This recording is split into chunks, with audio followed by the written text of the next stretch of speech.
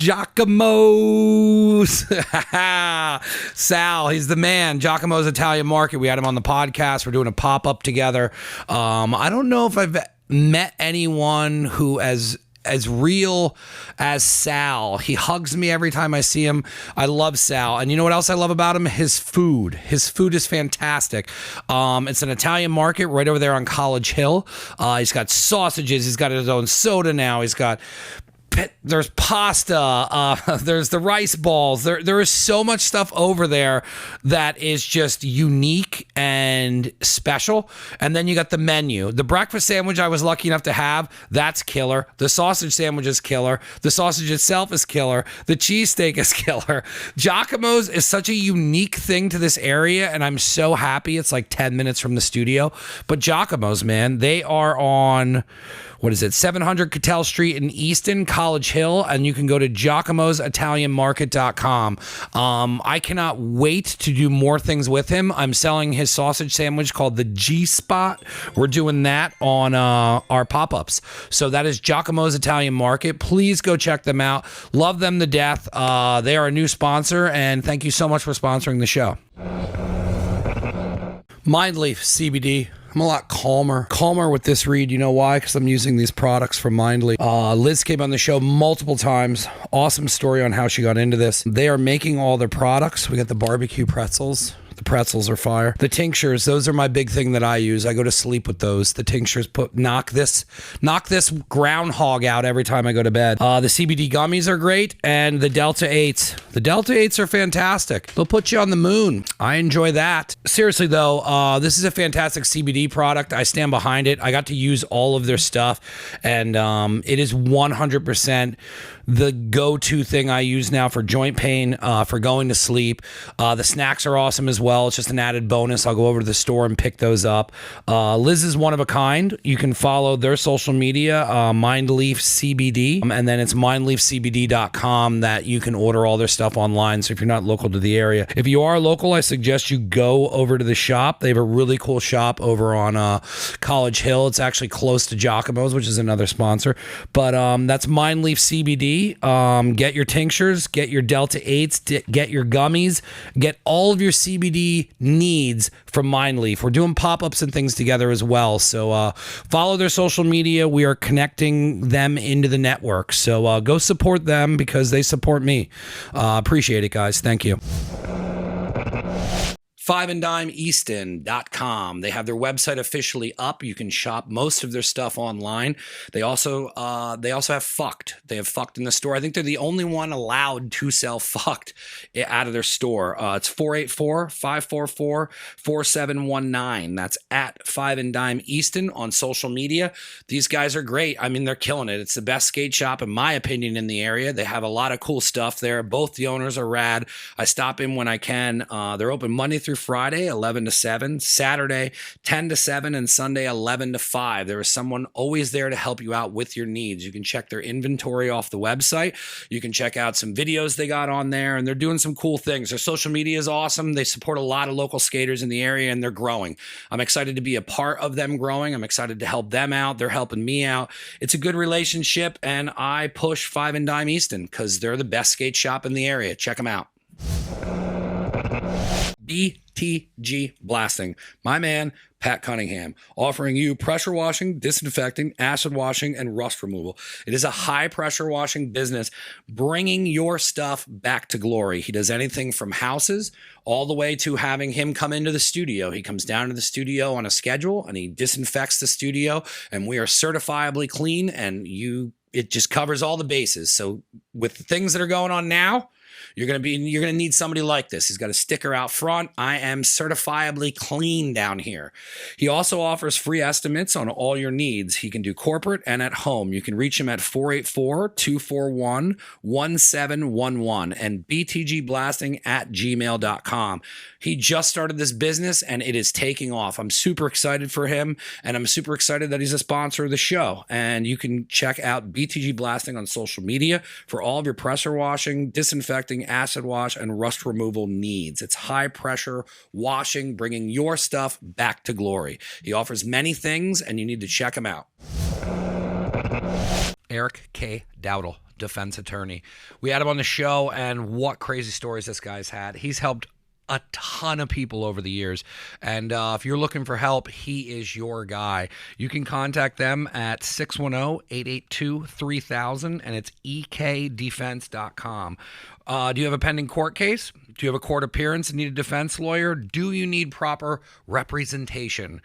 Felony, misdemeanor, drug offense, assault, homicide, DUI, traffic violation, appeals. Reach out to Eric. Check out the podcast we did with him as well. It has his whole story on there. If you need help, Eric is here to help you. He sponsors the show. We appreciate it. He's going to be doing a monthly thing with us. Eric will be a part of the family now. Thank you for sponsoring. Bitch. It's better. Did you used to smoke cigarettes? Yeah, a lot. Yeah. Timer set. We're here.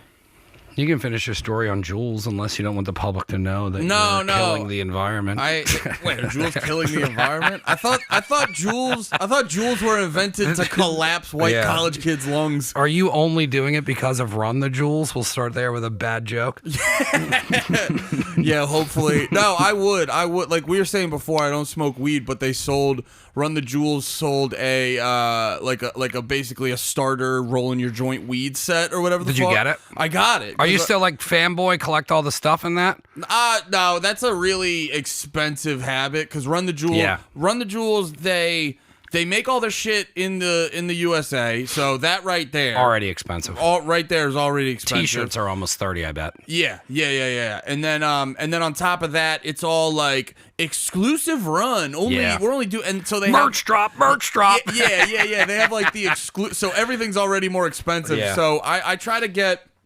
Like, I almost got... They put out these fucking action figures where they looked like fucking Ninja Turtle characters. Ooh. But those were like $100 a piece. They get you a piece? Throw the combo in there. Yeah. Give me 2 for $100. So I got the Run the Juuls. It was like a grinder, and you get a little fucking tray. Dude, they probably sold out of that shit. Yeah, because you got a bunch of fucking fanboys who don't smoke weed buying them. But if there was a Run the Juuls Juul, I would fucking have 13 of them. We still need to get tattoos. I'm holding us to that. Oh, yeah. I'll get fucking Run the Juuls. Where would you... I don't have much room, but where would you get yours? It all depends on like what type of tattoo it was. Because if it was like... What if we get this? What if I get one and you get the other, and then if we like stand next to each other, it's complete. Let's get them on each butt cheek. Get out of here. That hurts. So we just push our butt cheeks together. Oh, I want to defend myself on the Juul because I think the Juul is like low rate kratom, where people misunderstand kratom a lot of times, where like if you've never done like heroin or hard drugs or anything like that, kratom will knock you on your ass and fuck you up into oblivion. But if you had like a pill addiction or you're into heroin or stuff like that, kratom's actually really good for you. And the Juul's the same way, because you hear all these stories about kids, like you get these college kids who never fucking smoked, but they want to suck on a Juul while they're drinking and stuff, and their fucking lungs are collapsing. It's like, they didn't fucking smoke for 10 years. And when did you start smoking butts? It coincided. Well, actually, shout out one of my best friends, Jay Simpson. Very funny. He's making guitar comedy not lame again. Ooh, nice. And no, when I met him, he was older than me. Well, still is. But no, he was like well, because I met him because he needed a drummer for his band, and his girlfriend knew me. And she's like, Andy drums, so linked us up, and then I was hanging out with him. He was the cool older kid that smoked cigs, and I was like, I would like to smoke cigs and be cool. So I think it started in like early high school, and then when I got a cooking job senior year, that's when it really fucking you want to take a 5-minute break, you gotta smoke a butt. I used to go out on cigarette breaks when I didn't smoke, and then people would be like, "What are you doing?" I'm like, "I don't get a break because I don't smoke." I'm like, I'm coming on the breaks. Yeah. I started smoking at 13. And then now I see like my buddy's kid's 12, and I'm like, oh my God, I shouldn't have been smoking. Dude, that's crazy when you look back at shit. Like, I was just talking to someone about how I got into the drums, playing the drums and shit. And I started off playing, like 4th grade, I started off playing saxophone. And my brother played the sax. The reason I got into saxophone was because... yeah, in elementary school, they took us to the fucking high school, and when you're in 3rd grade, a 11th grader seems like the oldest person to ever exist. Yeah. And I saw this dude, and he looked like this old chiseled dude, and he was ripping on the saxophone, and I thought it looked so goddamn sick. And I started playing, and then I started realizing, I'm like, wait a minute, because it takes like reed instruments. Yeah. It takes a lot of energy and air to fucking put forth the power to fucking play them. And then on top of that, you got to learn the different fucking notes. That's where I canceled it out. Notes. The difference with like a reed instrument is like a piano. You just like not saying piano is easy. It is. It's actually it's anyone I who mastered it at a young age. Actually, anyone who plays the piano, they're a scam artist. You're a bitch. You're a bitch. You took the easy way out. You fucking scumbag. Yeah. Try the tuba, loser. Yeah, build up your fucking shoulders, pussy. You're not even carrying anything. You're sitting down and taking a break. Then you want me to tip you? Get out of here. But no, like with the reed instruments, clarinet might be different, but I remember for actually I could be completely fucking wrong. You know what? Who cares? But either way, well, I'm trying to remember. No, it's not like most instruments in general. It's not just like you hit a button and that's an A, or you hit this button and that's a fucking C. You have to also like hear the note, put forth the right inflection and all this other shit. No, my brother Richard played it for, I think, 3 years. It's a very difficult instrument, the saxophone, and it was months of him. Like he had to work with like the music teacher, and like what you were. I forgot about the reeds, and if the reeds would wear down, you needed a new reed, and it was and then the lung shit too. I think that, and then eventually he was just like, "Yo, fuck all this, I'm out." Well, I remember getting annoyed and exhausted with it, but I still wanted to be in the band because I love music, and then I just saw the drums. You're like Bostos.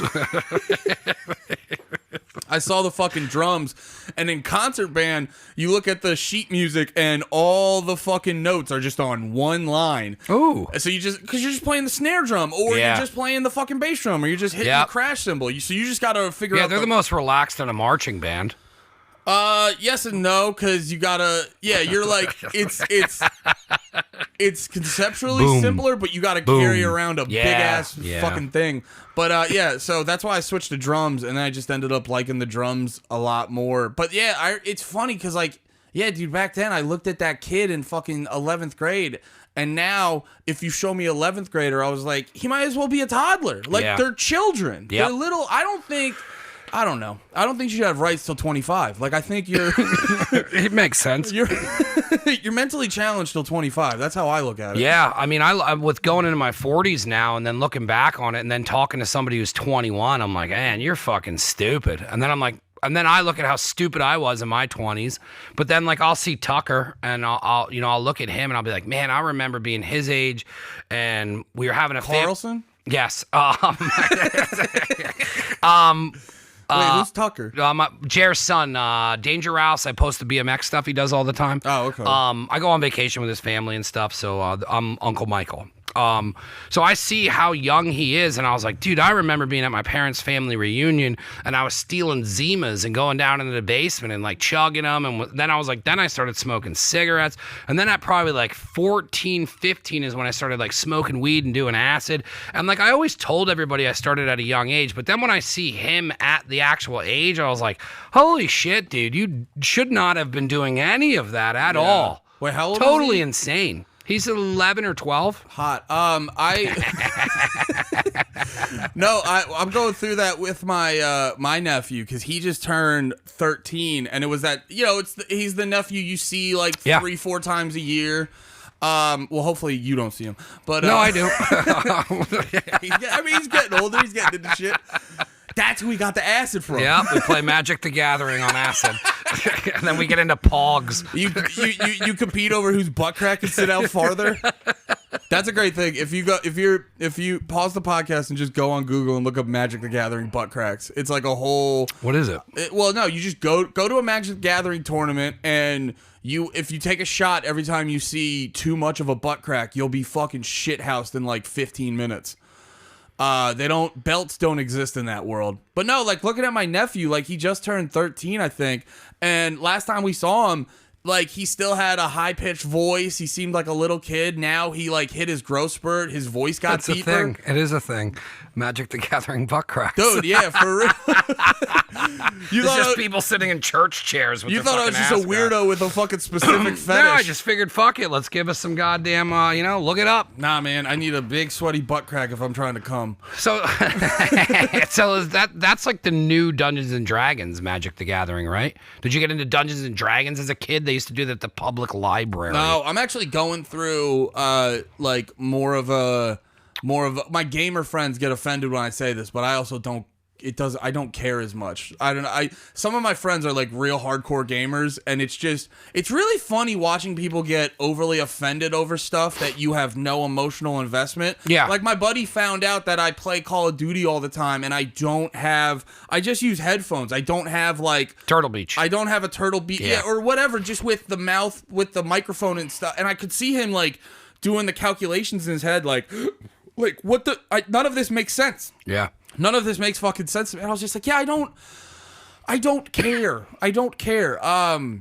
Wait, where was I going? Why don't you use any of that stuff? Do you not use it because you're doing the Twitch stuff and it's easier because you have all the equipment to run it, or you just like whatever? I don't know. It's weird. I don't buy myself like nice shit all the time. But that's not to say I'm like I save a lot of money. I wait like You're like, I just get beers at the comedy clubs.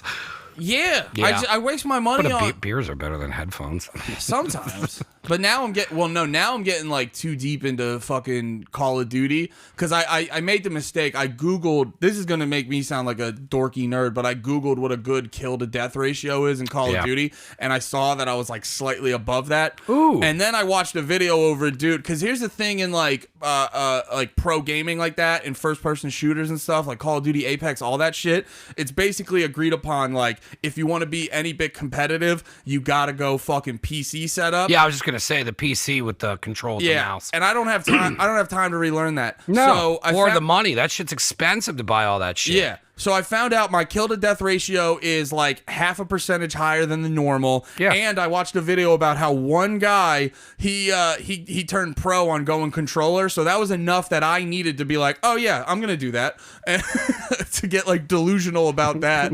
But no, so I've been Get obsessive and not stop. just to be like, no, because I've always had this dream of just being like god tier at a video game. Never put the time into doing it. Nope. I've just always had a dream of it, and any whiff of getting an inch closer to that, I will take in that and fucking ride that energy fully. Well, I grew up playing video games, and I get that, but I grew up in a different time with gaming. Like, when I grew up, it was, my dad was, obviously, well, I guess you would call him a gamer, but we always had Atari, then we had Coleco. There was 4 boys, so, like, how do you babysit? You got Nintendo, you make, and they just turned into fights, because it would just be, turning the game off on each other. And then as it went on, it's like, I was kind of the one that stayed in gaming, and then I went into, Sega, and then PlayStation, and then that's when it like started turning into like you can have 5 years, like, because back in the day it was like you got Genesis, and then the next year they're like, here's a new system, all that stuff isn't worth it anymore, and you can't play any games on this. So like when they got into PlayStation, that was like now you had 5 years before you got PlayStation 2. It was a big deal when PlayStation 3 was coming out. The memory cards are built in. Yeah, like dude, that was crazy. Yeah, I remember. Dude, we had to save games. None of these motherfuckers are like, they think a video game is Call of Duty. It's like, that isn't even a game. Yeah. I used to play the computer games growing up, where it was like solving a good mystery and doing some puzzles. Now it's like the kids growing up are like, okay, cool. I'm just gonna buy the end of the game for $25, and that, like, dude, you used to have to beat Resident Evil to change the color of your shirt. Like, you know what I mean? Like, now it's like, hey, for $25, it's like, oh, we're doing a merch drop inside Fortnite. I'm like, what are you talking about? And then they make, I've seen my friends' kids do it, where they're like, hey, Wolverine dropped, and you're not Wolverine. They just change your outfit to Wolverine's outfit, and it's $20. Well, so that's the big thing. Don't let me forget about memory cards, by the way, because the memory card thing made me realize how my spending works. Yeah. Because I remember, and I do the same thing on my PlayStation 4, where like I could just. Is that the new, or is it 5 the new? No, 5's the newest one. It just hasn't, like, because of like the supply chain shortages, and dude, it's crazy. I forget what the piece of equipment is called, but it's this thing that goes in a lot of electronics and stuff. Yeah. It's the same thing why you can't get a car now. Dude, and it literally I was reading an article about it. It's fucking wild. Like, you literally you'll have these like $20,000, $30,000, $40,000 cars, and they can't sell them because they're waiting on like a $5 computer chip. And that computer chip, they decide controls the whole car. But the computer chip, and I love putting all this misinformation out there. The computer chip is it's something that they can make more money selling it to somebody else for something. I think that's what it was. Where like they stopped making it for the cars because they can sell the same chip for like way more money over in something else. So the company like changed their entire direction. Dude, when I was looking for my Transit, I found that one for 2016 used, and I just got it because I knew I basically had a pop up in 2 weeks, and I was like, my truck broke. So when I made that decision, now I look back on it, and you can't even get Transits anymore because you got all your fucking social media people killing their girlfriends and going off into the fucking woods, and then you got fucking people who are turning them into food trucks, and then you just got people who are buying them during quarantine to turn them into a van. And then I was just like, fuck it, I'll buy a new one and I'll get into a car payment. And they're like, yeah, we don't have that. And I'm like, well, do you have a new truck? And they're like, no, we don't have any new trucks. They're like, we have 19 cars on the lot. And I was like, what? And they're like, yeah, we usually have 400 cars here. They're like, we don't have any cars for sale. Yeah, it's like wild. What? Yeah. I bet that's also why you can't get the PlayStation 5 and I think the new Xbox. Bro, fucking shout out. I did an interview with him on my YouTube channel. It's this dude. He goes by Uncle Ron. It's dope. I have an Uncle Ron. Yeah, dude, no, it's dope. He sells loves potato chips and French onion dip. He's like a punk rock tattoo guy who sells fucking candles. It's just look up Uncle Ron's candles. But no, he's Is it on Instagram? Yeah. Instagram, Twitter, he's dope. But I saw him tweeting about this. He fucking finally got the PS5. First one comes, or basically, long story short, he's had 2 PS5s on the way that get stolen through fucking FedEx. He's got dope social media. Yeah, super clean. Yeah. Well, good follow. Yeah, check out Uncle Ron's candles. They're fucking dope. But no, he's gotten like 2 PS5s stolen through FedEx. Because, yeah. Because there's just such a fucking hot commodity. Yeah. Oh, but the thing I was gonna say about memory cards is that did you try and find a PS5 to buy, or did you? I'm not even looking because I don't want to go into the. I'll get obsessed. It's too. I get this weird thing where I was trying to look for one, and then I realized searching for a PS5 completely like it like. The entity of searching for a PS5 completely controls your existence. And I was like, yep. I don't know if it's I don't know what it is, like a Napoleon complex or something, but I'm just like I'm not letting this vague concept control my mood. I lost a girlfriend over that. I went to when that new Xbox, what is it? What's the one out now? Xbox One.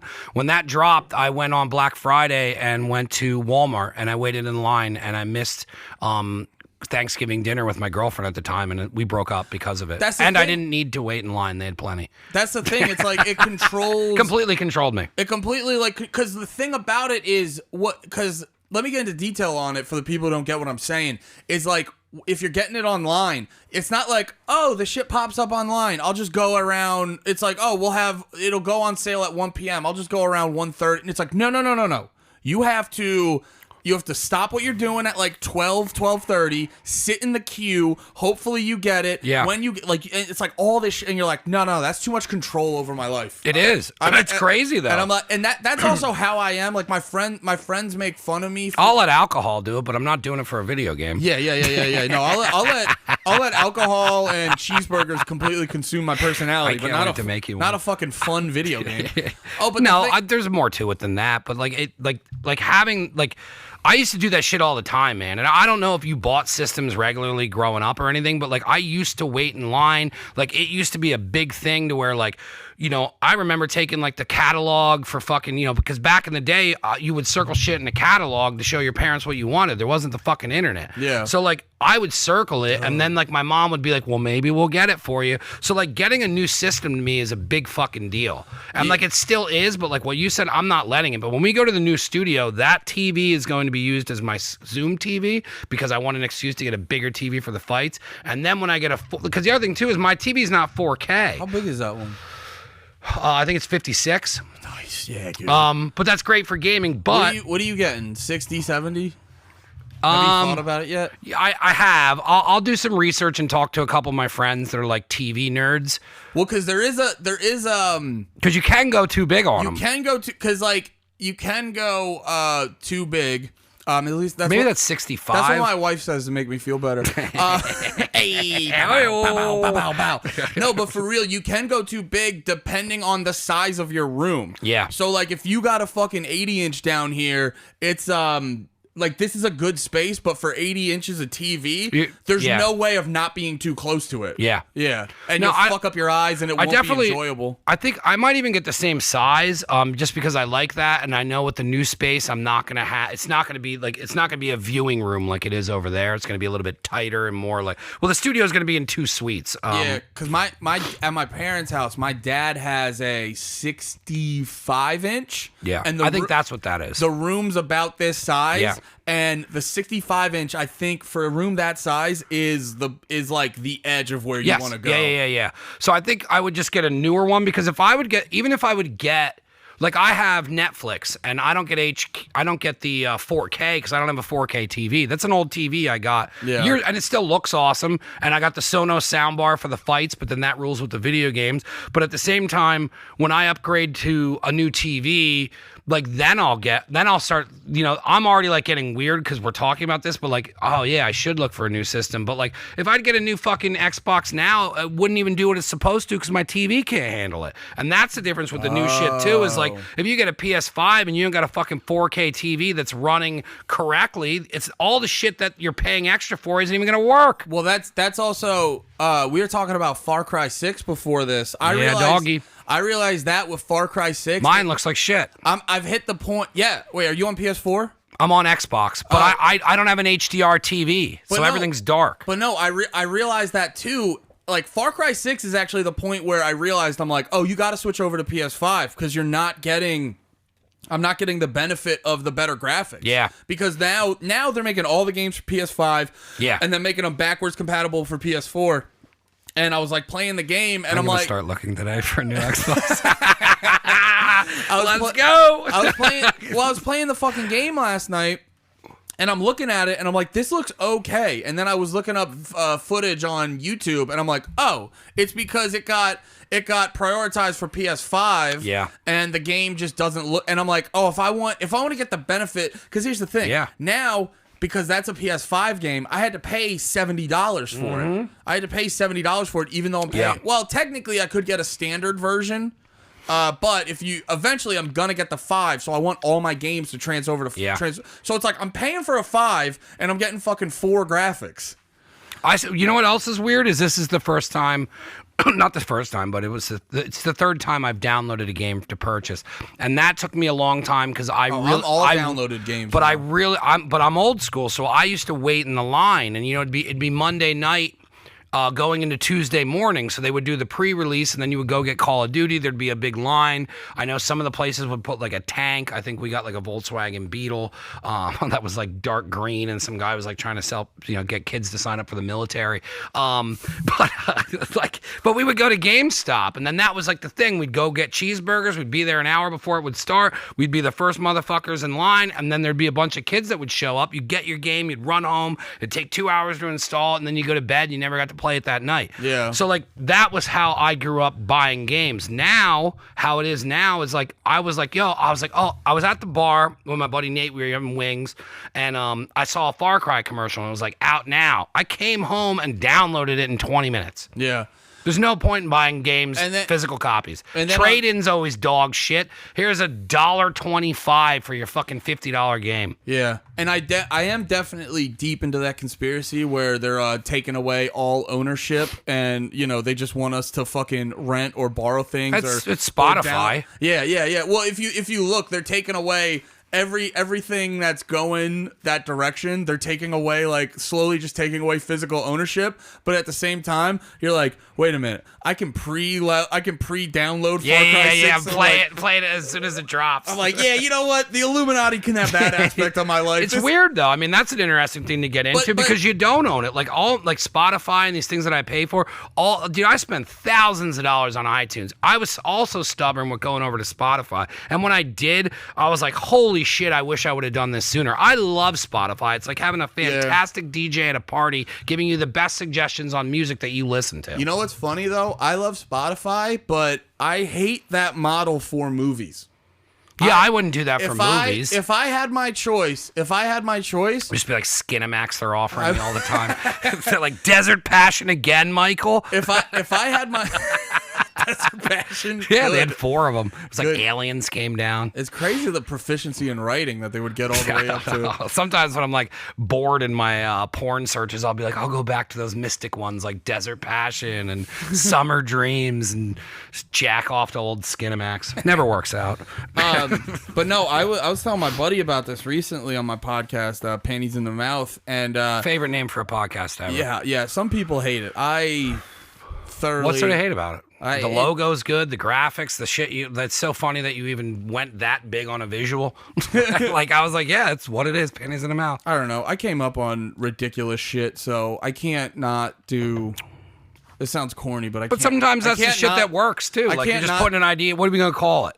Yeah. It's ridiculous.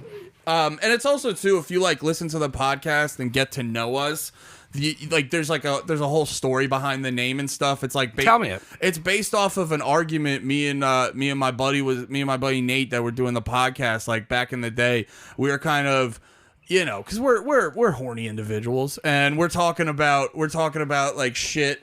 You could do with the gals, like, in the heat of the moment. Yeah. And just being horny kids, we're talking about how, like, yeah, dude, you be in the middle of shit, you take a girl's panties, you put them in their mouth, they'll fucking have a good time. And then it's like the realization comes in of just like, you know what? And that boldness does work until it doesn't work. Oh yeah. And then, but that's where, like, the debate ensued, and it's the name is less about the, like, specific act and more about, like, the general, like. It's like, this is going to be so corny, like, talking about this on a comedy podcast, but the name comes from the friction you get of, like, a great friendship where you may be on board with a million things, but then there's also that other stuff that you are on the polar opposite, and it's like that experience that just you fucking run into with, like, a good friend. So it's not about. The podcast name isn't about fucking shoving panties in the mouth. It's about friendship. So if you guys, that's a good way to sell that name. Yeah, that insane name. Very Fast and Furious with family, friendship. Oh my god! You reminded me of way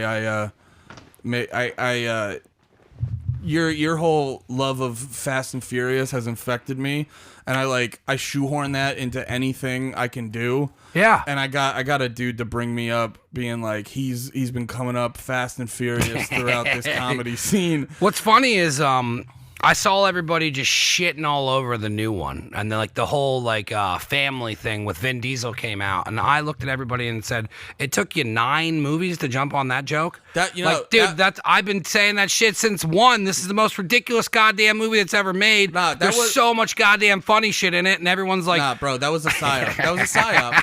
No, for real. You gotta watch. Here's the thing. Here, I've noticed things being.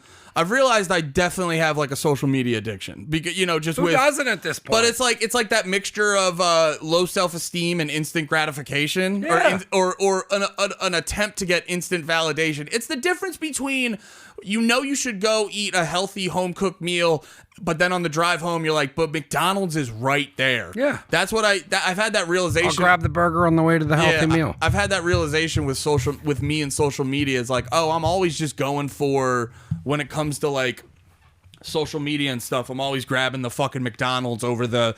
I'm like, no, dude, you got grilled chicken at home. You know you should be eating. But what a great way to explain social media. It's the truth. Dude, for real, it's, and I think it's always good to. That's why I think analogies are really important, because it's like when you sort of lay it out clearly like that, it makes it less. It makes it easier to conceptualize it, and it makes it into like less of a boogeyman, and it makes you realize like.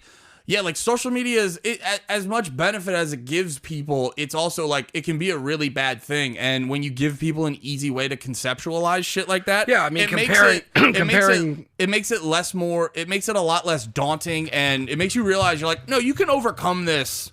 Yeah, like comparing social media to McDonald's is because I was talking to my buddy and. You know, I love gaming, and you know, there was a point when I was gaming too much, you know, I spent way too much time gaming, and I would look at like, you know, sometimes we would put like a 9-10 hour shift in on a Tuesday because we used to do Gamer Tuesdays, and then I was like, man, that's like 10 hours like you could be putting into like your business, and like when that shifted. It's part of the show.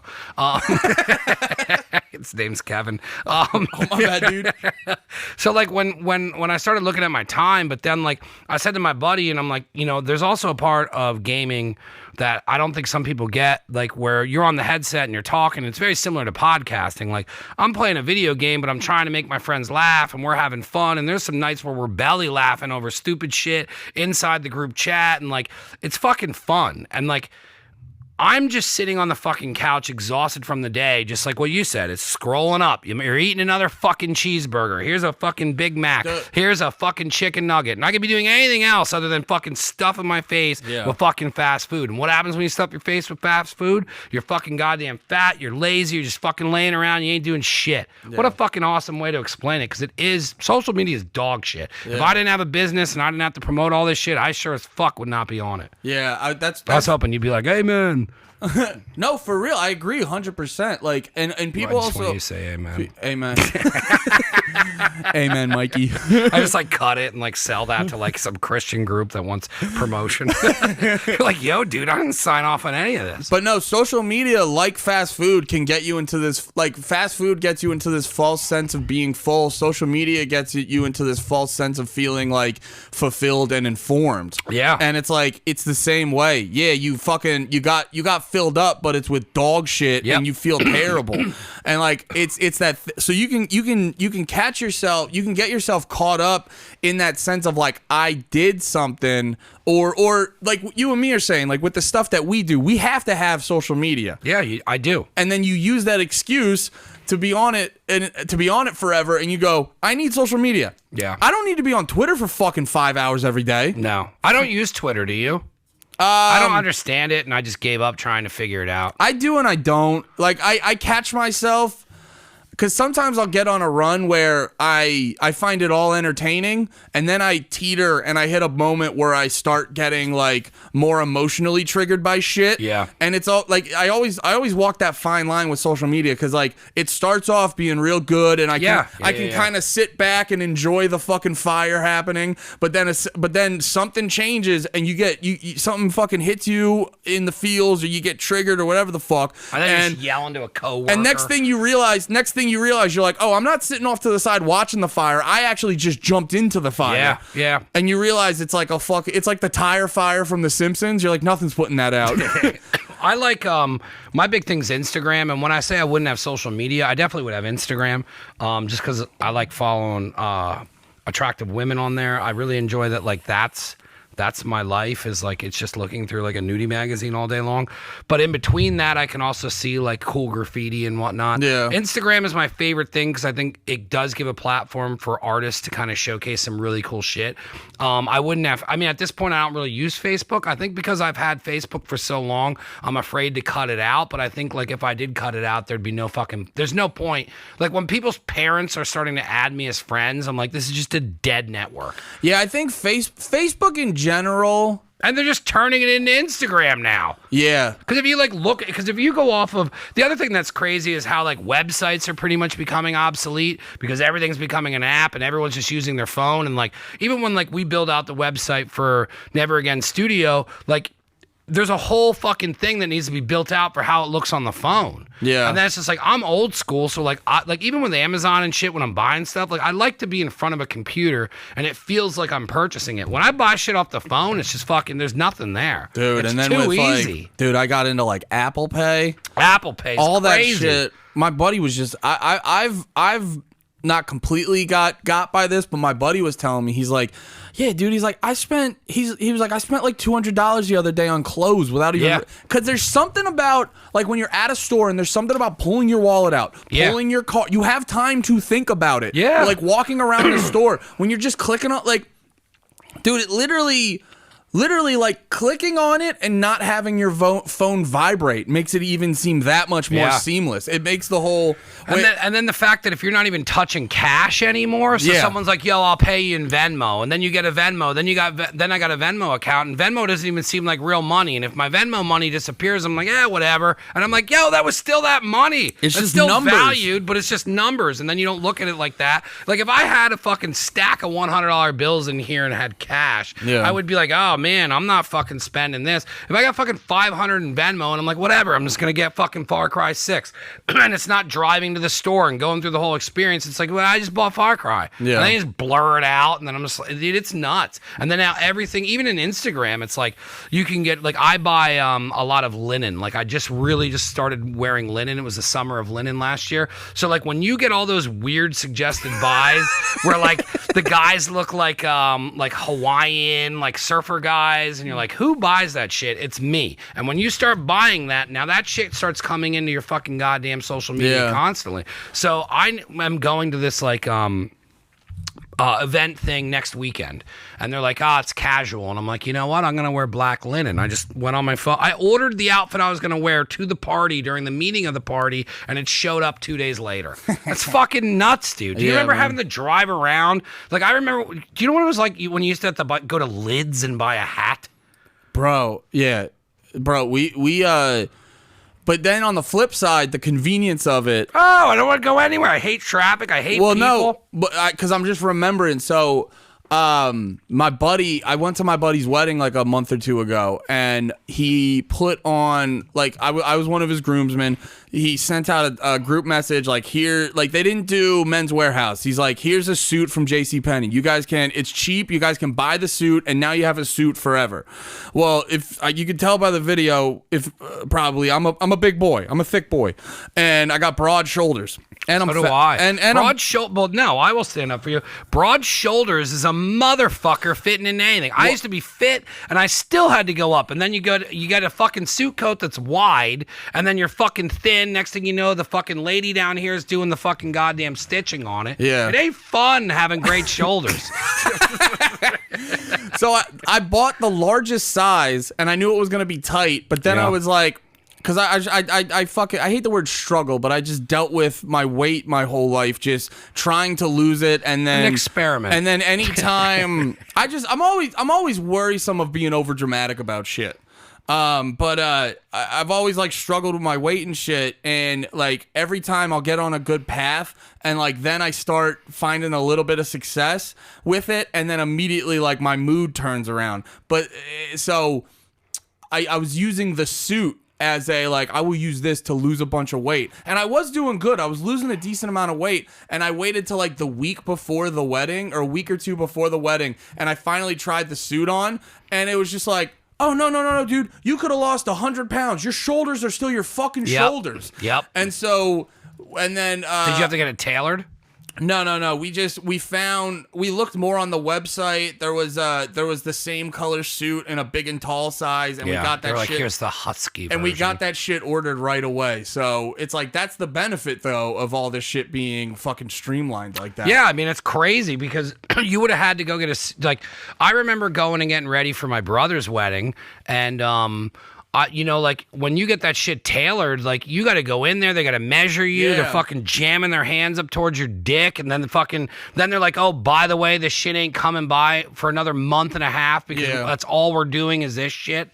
I don't know. Well, no, there's always pluses and minuses with everything, but like I really enjoy being able to buy fucking linen shorts. Like they're so stupidly, like it's so insane that I can just get one thing that nobody wears, and then like I know two people who own the, like, because when I say linen, it's like when you get married at a destination wedding and you wear like those white longer shorts that are super comfortable and everyone's like, man, I love wearing these. That's all I wear. Yeah. Okay. But like those, where am I finding that? They're coming from Malaysia. Yeah. Well, that's also too, like, there are sometimes, like, my buddy regretted dropping like $200 on fucking clothes, but there's sometimes, this fucking coat right here is the best example. You would have had to find that in a fucking thrift store. Well, because I'm a guy who's actually, like, I'm not very impulsive. So if I saw this in a store, I'd be holding the coat, I'd be walking around for 20 minutes debating it. But no. I was online. I was a little bit drunk. My fucking stimmy just dropped. I was up on cash and I saw this. Baby. I saw this shit, baby. And I just very impulsively fucking bought this. That's the first thing I yelled to you. Yo, you look good in that purple, baby. But I was like, yo, that's a fucking WCW coat. Yeah. Maslany will be jealous with that. I fucking just impulsively got this, and then afterwards, that little moment where you're like, fuck, should I have fucking done that? And no way. And then it shows up and you're like, no, this rules. I'm so happy. I've been dying to do Satin Jackets and do like a never again one and then have like a fake karate school on the back. Do you remember but Satin Jackets were huge back in the day. It was baseball teams did it if you played Little League Baseball. Are you all right with that thing? What's in that? Yeah. No, it's way better for me. I remember like my dad, like his company, like what they got them. We got you Satin Jackets this year. Yeah. We have a catalog. Would you like a satin jacket? No one does shit like that anymore. Satin jackets are special. Well, that's where, and I was talking about this earlier with like when I was telling you about wanting to go, just being like, yo, you're getting more into gaming, just get a better fucking headset and stuff. It does help. And then you can get middle of the road. But no, you always like, I do the thing where I always like talk myself out of it and I'm like, oh, you don't fucking need that. And then like we're buying this coat, I'm like, yeah, I don't need it, but it makes me happier to have it. Yeah. And it's like, you could always find an argument of like, what, like with the fucking gaming headsets, why I don't fucking need it. But it's like there's another thing too I get into because like people get too fucking hippy dippy about shit. My dad is the only other person I know that says hippy dippy. Oh really? Well, I'm an old white conservative. You're an old soul. You're in Vietnam. Yeah, my heart is really just get off my lawn vibes at hippy the end dippy. of the day. Yeah, very. But no, it's like Clint Eastwood. You can get like deep into like the hippy dippy shit, but it's like, can we be honest? Like, I like things. Now, obviously, if your whole life is things and you don't have any meaningful relationships and yada, yada, yada, you're going to be sad. But also, things make me happy. You know what I mean? Like this jacket, I don't need it. No. But every time you putting that on to come here, you were like, fuck yeah, doggy. I got a fucking, some fucking dude at Wawa today complimented me on it. That's because like that's the coat that Bobby the Brain Heenan would wear. Yeah, no. Yeah. Because I like it too because it's not like. The royalty of WCW wore that. Yeah, dude, this has a vibe of, and I should say, if you're a wrestling fan, shout out Chalkline. They have so much good shit for you to be a fucking happier than a fucking pig and shit wrestling fan. And but no, it's like I like it too because it feels like a staff jacket. Yeah, that's what I said. I'll eventually do them. I'm getting back into apparel, but like I've always dreamed of, and that's because of growing up with those jackets. And like I always saw them in catalogs, and I was like, yo, that'd be dope because like you would always see like the karate school on the back, and I'd always be like, yo, what if that dude found that at an Army and Navy and isn't in a karate school? Yeah. And then I was like, I'm just gonna make fake karate school jackets. Yeah, and like I think people need to do burgundy. There's like this new way, and I've been getting into it more too because I've been really, I've been having more like with my fucking breaking my pinky and shit. I've been having more time off. Oh, I wanted to get into that. Yeah, I've been having more. That's how I actually wanted to open the show. Oh, thank you. I've been having. You want to start over? You want to just delete all this? No, but I've been having a lot more because I've been having to like I can't do shit, so I have to like I've been having more time off to like recoup my pinky. Dude, it's fucking irritating. You don't. Well, this is what I wanted to open the show with. How did you fuck your hand up? I was. You want another beer? You need one? Sure, I'll take another beer. Yeah, I was supposed to save them for 2 people, but in the back of my head, I'm like, dude, we're doing great on this. I want to have another beer. I'll figure that out later. Hell yeah. Tell me the story while I grab the beer. But no, I got it. I was at my day job and I was opening up this gate, and basically, like, there was I forget what it was or whatever, but I got distracted. I looked one direction. It was like a big industrial gate. I had my hands in the wrong spot, and like the giant roller that was guiding the gate, basically my finger got caught in it, and it just like completely ate it up. And it was scary. Thank you. What's this beer distributor again? Retriever. It's not a beer distributor. It's a brewery. It's where your wedding was. Yeah. So they bought that grove, and then we'll get into that after the story because these are very fucking good. I wanted to ask you because I think they like when you guys got dressed and like were getting ready as the groomsmen or whatever. Was there like a bar that you guys were in? Because somebody said there's like a brew pub that's off to the side of the... Because like when you go to the brewery, the main area is where your wedding and the reception was. They called it... Yeah, it was like an extra... There was a pool that had... They called it like the brew pub or whatever the fuck. And you're like...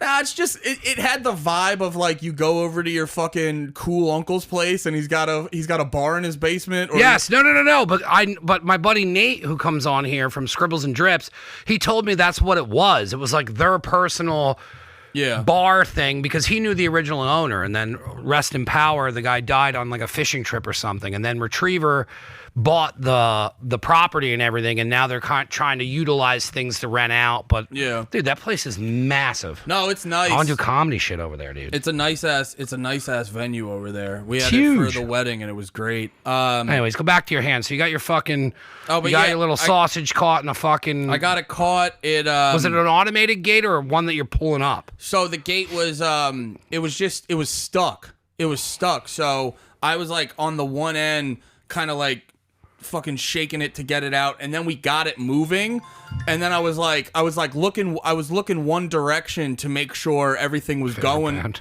What? Favorite band. Yeah, I was looking for 5 seconds of summer in one direction, and then I Ariana Grande'd my hand and don't stop.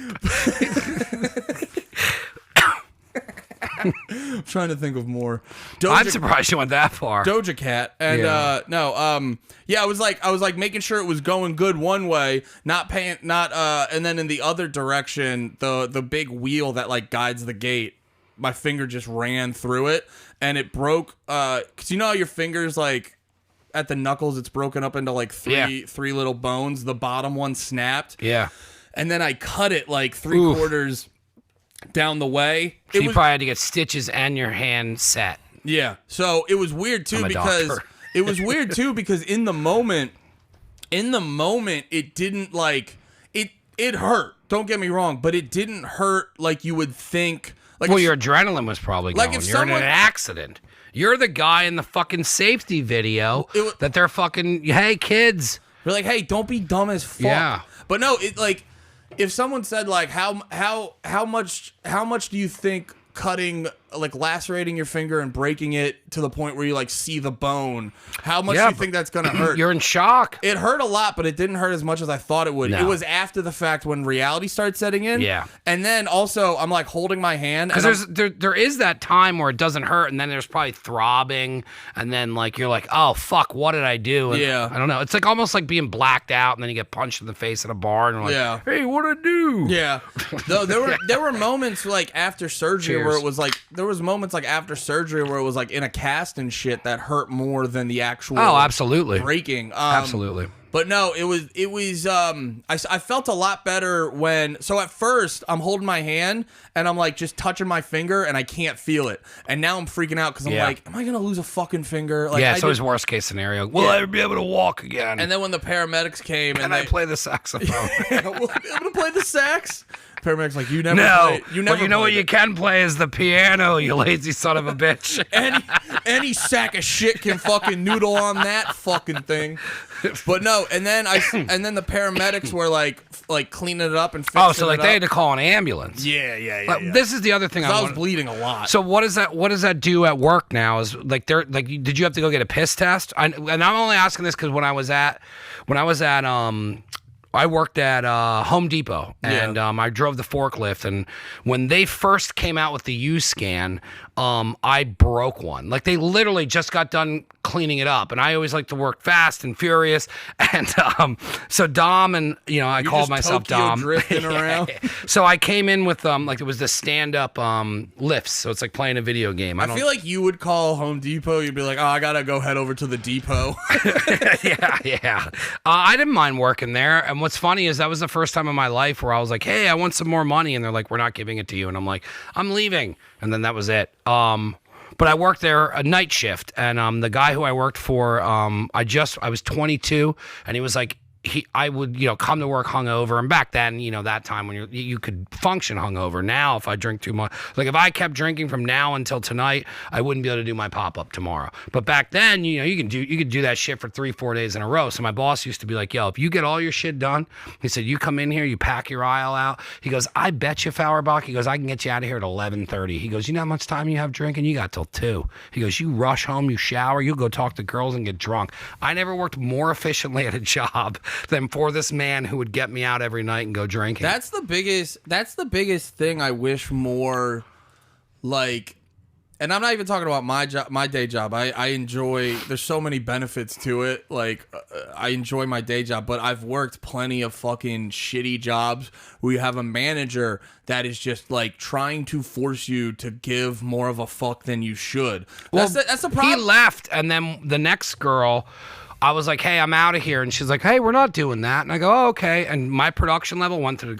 the floor. What? And she goes, why did you used to get all this shit done with Jim? And why aren't we doing this shit now? And I said, well, with Jim, I said, I had my life. I said, I went and hung out with my friends. I'm 22 years old. Well, I was getting a chest tattoo at that point in my life. That was my priorities. Dude, I ain't riding Home Depot out, lady. Yeah, it's not even that directly. It's not even that direct. It's more about giving. This is what people don't realize. It's like so much shit is based off of incentives. And what was your original manager? Jim. Jim looked at you, processed you, realized the reality of the situation. He did it with everybody. Let me tell you how my day went. We would go in there, we'd have a meeting, and he'd be like, hey, everybody, this sucks. And then he would talk about football. And then he'd be like, if you get done, he goes, let's save everybody money, you can go the fuck home. Because no one wanted to be there. There was the guys who that was their career and their lives, and they had fucking families to feed. Those people stayed the hours. But the majority of the help is come and go. Yeah. You have your 4 people that fucking stay there. And he knew night shift sucked. So he'd be like, here's what we're gonna do tonight. He goes, when we take lunch, which is at fucking 8:30, 9 o'clock at night, he goes, I'm running over to Giant. I'm gonna buy a steak. So what do you guys want? I was like, I want corn. He goes, cool, I'll get corn. He goes, I'm gonna grab the big grill. You told him to get corn? Yeah, corn would go with the steaks. And then he would get potato salad.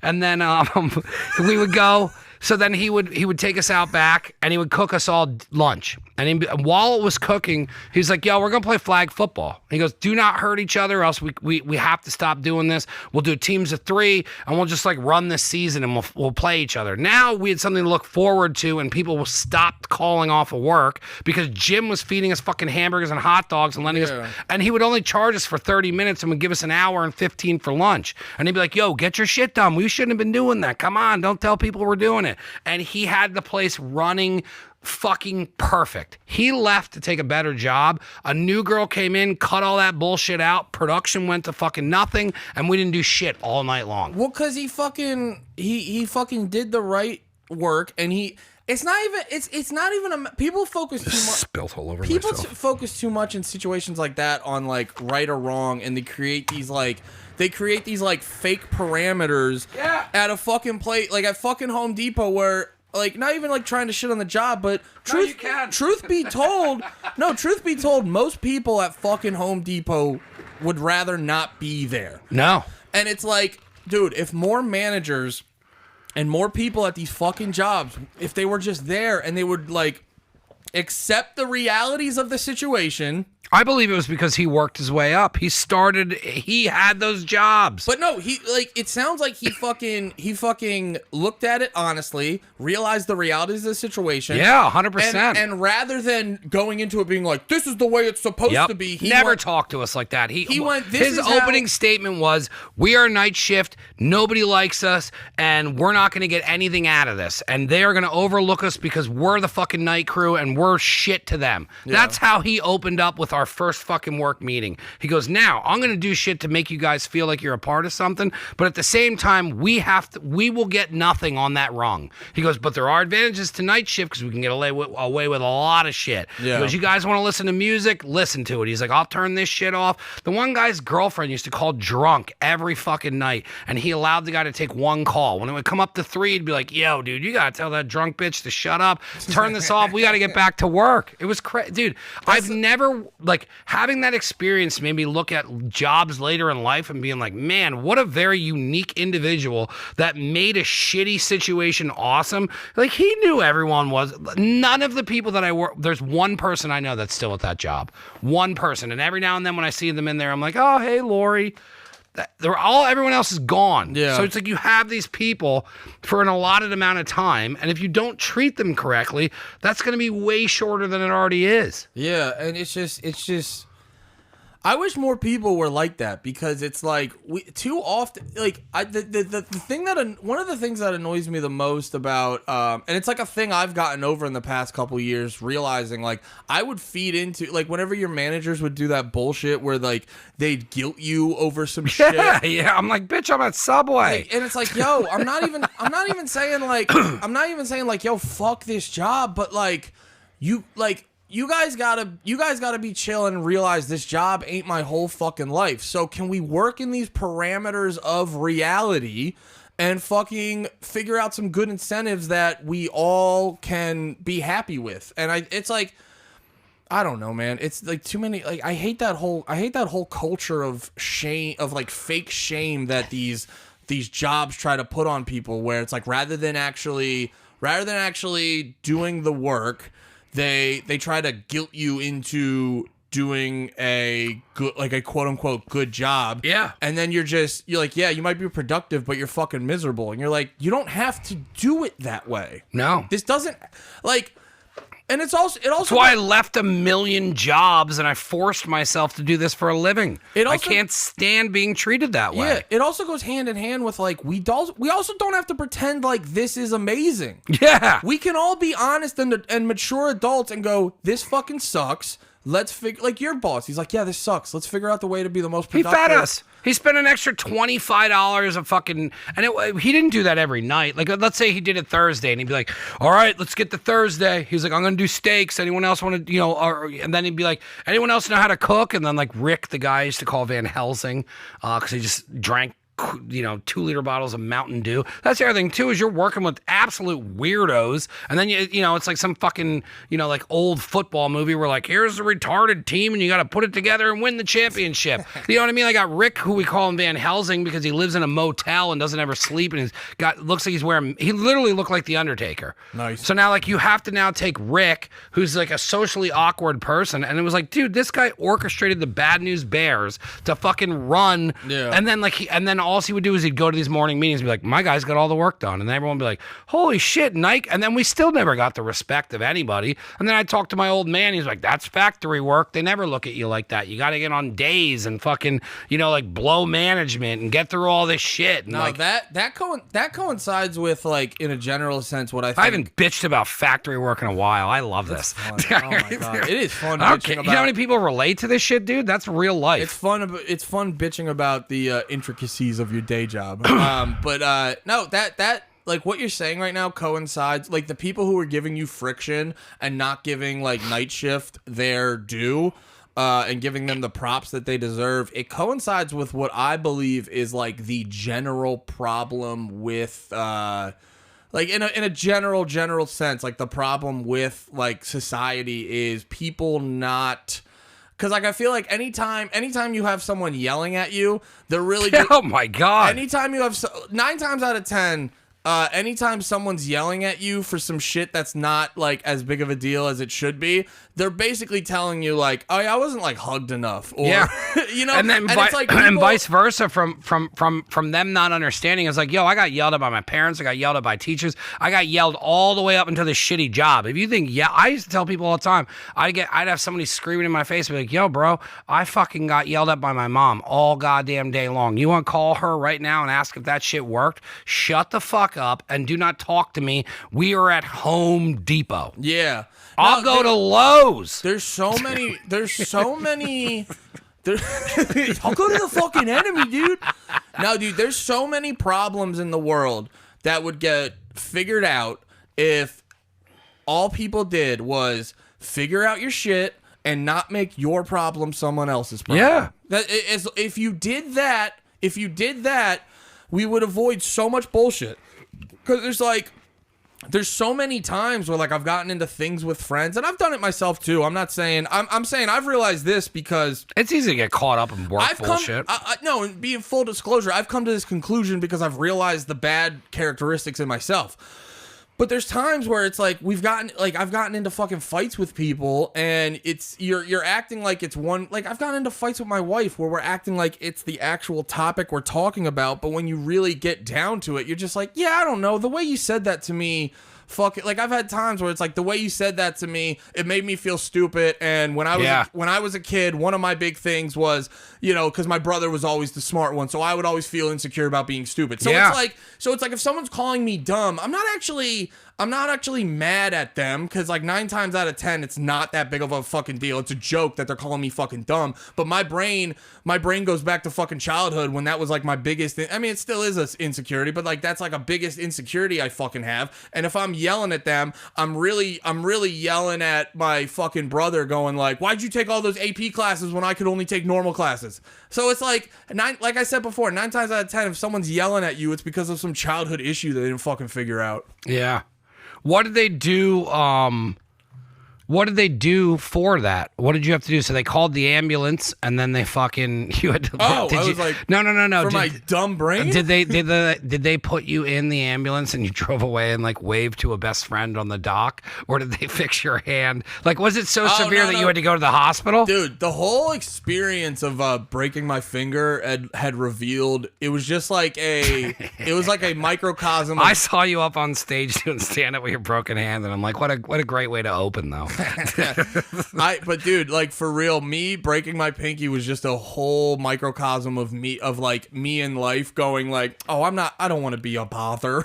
Because the whole time, like, I'm bleeding profusely. I broke my pinky. Like, if I keep losing blood, it's gonna be a problem. I might get an infection. But the fucking ambulance shows up. Did anyone at work panic? Oh yeah. People, what fucking? Yeah. But I'm saying like, because I'm like, I've been in, like, I just told the story the other day on my Facebook where I got my hand caught, and I'll tell it because I don't want to step on your story, but like, I caught it inside of a fucking roller, and it was like a very serious thing. But when you're in that moment, you know that it's a serious problem. You're actually calmer than you act. I'm sure you weren't like, oh my god, someone help me. No, you didn't turn into the ECW announcer. But did anyone there? Joey Styles. He's dead. Oh my god. Did anyone turn into that where like one of your friends were like, what the fuck? Yeah, no, there was like 2 or 3 people at work that were just like, oh my god. But no, I actually, because in certain situations like that, I get very locked in, because in my mind I go, I'm not losing my fucking pinky. Yeah. So I was like super locked in. You know, I was like a little anxious and stuff, but I was still just like, call me an ambulance. Very headstrong, very trapped. Yeah, I was like, I need to go to the hospital. But no, dude, like even like, dude, I got this like bleeding at like fucking crazy bleeding finger. I could probably, if I don't get it attended to right away, I could get an infection, all this shit. But I'm just like in the ambulance being like, I mean, we could have driven a car. This is a lot. Like, we don't gotta do all. Who eats that? Work? It's got to pay for that ambulance ride? Yeah, it's at work. Yeah, so workman's comp and stuff. Did you have to take workman's comp, or did they just kind of make you push a broom around? Well, I can't do anything. Yeah. So like, I'd be completely useless. You got a fucking scar there, bro. Yeah, it's pretty gnarly. Yeah. Pretty gnarly scar. Yeah, right up and down the finger. I got a couple factory scars. I still have it. It's underneath this tattoo. Here is I worked at Kramer's Textiles. And like I said, I just posted this on Facebook the other day. So like we used to work there and there was a lot of downtime and then they would tell us to just clean. So it was a conveyor belt running and inside like the rubber belt where the rollers are, fabric would get caught in there. And I was fucking tired and I was cleaning it out. And I knew I was too close, but I was like, yeah, whatever. I was like, if something happens, I'll be able to pull my hand out. So I had two fingers get too close and they went under the belt. And then I pulled and they weren't coming out. And as I pulled, my other two fingers went in with it. And then I was like, oh. And then like it wasn't giving it back. And it started rolling like this because like it's now taking my arm on the transition of the circle. Like it's not stopping that. It's a machine with pressure. Yeah. So I start panicking and I'm like, I yell and I'm like, turn the fucking belt off. And then as I'm yelling, like my arm's going. So now I have to move my body with it. And then eventually what's going to happen is my arm's going to come up here and then we're not going to be able to go anymore. And it's just going to snap my arm off here. Not like at a fun place like here. It's going to snap it, like just snap. Yeah. Like it's not like, hey, we're going to gradually break it. We are going to twist your arm and it's going to snap like a turkey leg. Ooh. So I'm like, Leroy, I'm like, yo, turn it off. And I worked with this guy. He was like probably 85. Shouldn't have been working, probably retired. And then they just like hired him. So on the commercial for the place, they're like, Leroy's old. They hit their numbers. They're like, I don't know why they hired me, but they did. My mom found the job. It was in the paper. I just graduated high school, I believe. No, I forget what we were there. I got in trouble. My mom was like, I'll let you ride the whole summer out. And at the end of summer, you got to get a job. And I was like, okay. Like my mom knew me by that point because we were going to doctors all the times and shit. So like at this point, she's just guessing on what to do with my behavioral issues. So she's like, well, I'll let you have your summer. Do whatever the fuck you want. You want to have some friends over. You want to drink in the pool. You guys can't fucking leave here. But at the end of the summer, you got to get a job. So she held to that, and I had to hold to that. So she's like, I found this job in the paper, Kramer's Textiles. So my fucking arm is twisting, and it's right here. I'll show you after the show, but like, I used to have this indent, like how you have that scar there. This was from pressure.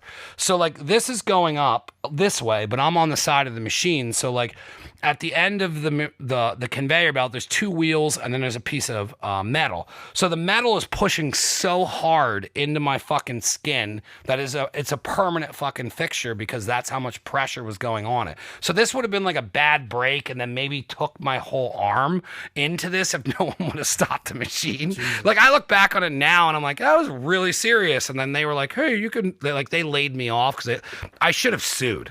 If my parents were like people who were like obnoxious assholes, like that company and that building would no longer be there because we would own it. I would have a podcast studio.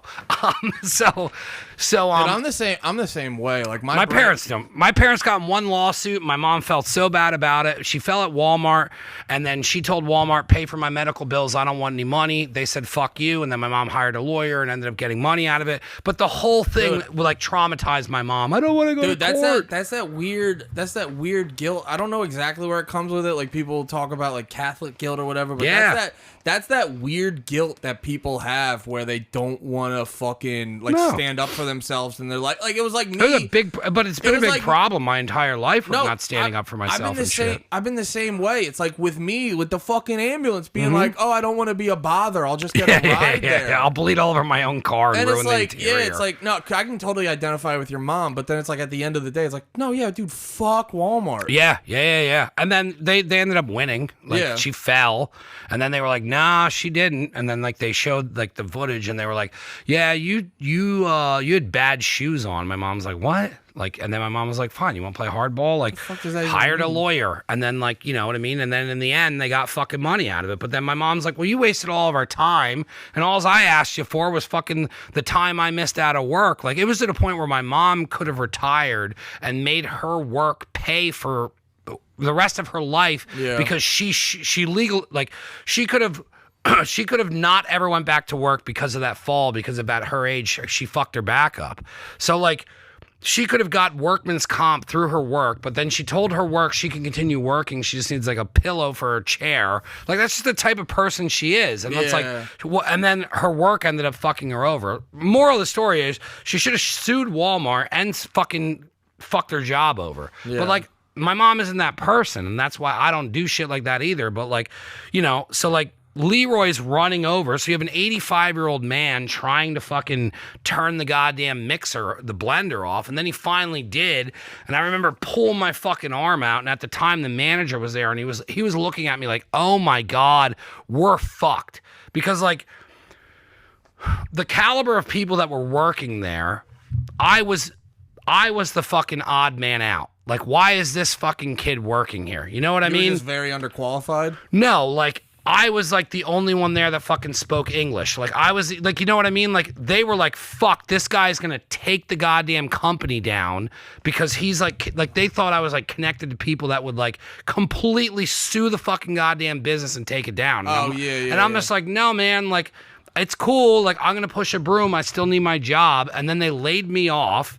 And then they ended up like sending me a thing in the paper, and they were like, we're done. And then I look back on that and I'm like, I really enjoyed all the people I worked with. I liked the job. Like it was this dude Shahid, who I wish I still knew because we got along so well. But like we both talked about WWF wrestling. You know what I mean? Like we were there, and like it was there was awesome people that I worked with, and I didn't mind the job. It was my first job ever. Yeah. And then like and then they were so scared that I was gonna sue, they fired me. Well, they laid me off, and then they sent me a letter and were like, you're no longer here. Because they thought I was going to fucking sue them. And I'm like, no, I don't I got fucking jumped when I was fucking 25, and I should have fucking sued a bunch of people. And no, why would I do that? Do you ever get like you see certain shit and it like reminds you of that, and you get like a triggered moment where you're like, like what? Well, okay, so I'm bringing that up because I like my example of that is, do you watch Squid Game? Yeah, I did. Yeah, and I won't, if you haven't seen it yet, I don't want to ruin it because there was another show on Netflix, and I don't know what the name of it was, but that's what introduced me to that style of television, because it was like three kids and they do something and then everybody disappears, and then there's only a certain amount of people left on the planet. And then it's like this weird post-apocalyptic thing, but they're playing a game. And then I'll look it up when it's over. Was it Korean, like Squid Game? Yes. Oh, okay. But that's what turned me on to watching that kind of TV. And then when I saw Squid Games, I was like, oh, this is probably like that other show. And then it fucking popped. I noticed that with... But the other show was better, and I'll let you know. I noticed that with a lot of... I think a reason like a lot like a show like Squid Game, and then a lot of other foreign shows in general. I'm trying not to fucking burp so hard. No, please do it. I just watched your promo. What's his face? Oh, yeah. Lamerly, king of the burps. Co-host of Panties in the Mouth podcast. No, but I noticed that about... I think it's why, like, you know, shit like anime, or... Every so often you get these like foreign shows that just pop off in the U.S. And I think I realized it was Squid Game, because I watched the whole thing like in 2 days. I watched like the whole show in 2 days, and I realized with a lot of these foreign shows, they don't get into the politics of the day as deep as America does. And no. I think part of it does. One, it's probably a style in those countries, and two, they know, like, especially in entertainment. Well, it's all relative, because like in America, they make their most money like fucking bringing it back to Fast and Furious. Like they got all cucked up to fucking China because they make the most of their money in fucking China. But I think like thanks John Cena.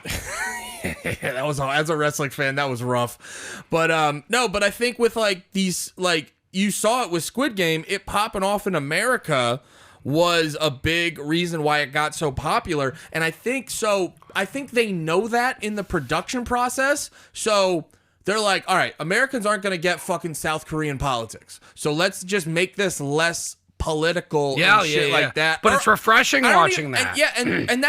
That's what everyone else does, because everything now is so fucking political. And I think politics are very important, but we don't need to have a society where every single inch. Perfect example. I started watching Billions. Great show. I loved it. I fucking binged the shit out of it. It was awesome. It was like this cool, like fucking like, you know, like this whole world I've never been exposed to, and they're doing all this shit in the stock market and all this crazy stuff's happening. Then the pandemic hit, and then they had to stop halfway through. So now they brought the season back, and they brought it back as the pandemic, and they're wearing masks and they're doing all this stuff. And I'm like, yo, I'm trying to get away from that shit, bro. Yeah. Now you got it in my fucking TV. I don't want to watch. And it didn't take till the end of the season. They finally, and I don't know if it was because of however it worked, but like by the end of the season, they washed it out. And I was like, thank you. Now we're back to fucking billions. Why did you waste 5 fucking episodes with giving me real life where you're like, oh, like each character, they got a mask on. And I'm like, this is just as annoying as being in Wawa and not being able to understand what the fuck the lady's saying to me. Dude, so now I got to watch it on TV. I love that, and it's such a good thing that you pointed it out. I love fucking TV like that because, and it is true, there's no fucking politics because they're trying to hit a market in America, plus they got their market there. Yeah. But that show popped. They dropped something on IGTV saying that fucking the sales of white vans went through the fucking roof. 78. My one buddy posted it on his Instagram story. It was like it went up 7,800%. The sale of like white van slip-ons. But no, dude, it's like I there's been a shift in the past couple years where everyone is obsessed with everything has to be political. Yeah. And people are obsessed with like what is right and what is I blame Shameless for that shit on TV. how so? I feel like they were the first show that started making it fucking. They started making their episodes to what was going on. I think it's more of With like they made their episodes current. That'd be like as if The Office were making their jokes about what was going on now. I think you know what I mean. I think it circles back more to like I think you can kind of find a correlation between that and social media, because social media gives people a misconception over what is popular. Yeah. And you realize like you see it with all the companies fucking like they get quote unquote in trouble, and then a bunch of people start yapping on Twitter, and then the companies do things to coincide with the yapping, and then it doesn't help their fucking bottom line out because you get this false sense that Twitter is the real world. And you're like, no. Twitter is just what the people on Twitter say. And the people who are the loudest on Twitter have the most like extreme views and opinions and stuff. So I think a lot of this kind of political shit is a result of like social media creating a big misconception over what the general opinion of the country is. Absolutely. Because if you look at it like... If you looked at social media, it'll be a thing like, I don't know, if you look at like social media and the way the mainstream media runs things, you'll think like, oh, like people fucking are hyped on Joe Biden or shit like that. And I'm not bringing it up to give my fucking opinion on him. I'm just saying, but then you go to the White House's YouTube channel, they're getting bodied on the dislikes. Yeah. You know what I mean? But even then, that's also not a good representation of it, because you could also go, there's a lot of these Trump people who think the election got stolen, so there could just be grumpy Trump people. But so it's like, we have misconceptions everywhere of what the general opinion is, and a lot of these people who run these big corporations, these people who run these studios and stuff, they have a misconception over what people actually want, and they think like, oh, there's all these people talking about this political shit. Well, every show has to be political, and we have to make sure we have the quote-unquote right opinions. And then you get a fucking thing like Squid Game that's not fucking overly political. Brutal. It's brutal, but it's not overly political. It doesn't lean to any side. No, not at all. It's just a cool... Not at all.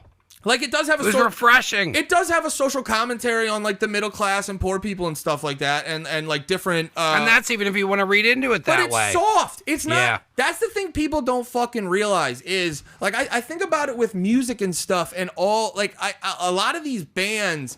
I honestly don't, like, have your opinions, but I actually strategically, if you want to convert people over to your political belief, I actually think it's smart not to go very directly, this is how I think, because that turns off a lot of people. And also, in the span of a fucking 5-minute song, or 3, 4, 5-minute song, I've never heard a substantive, like, thought out way of like explaining your point.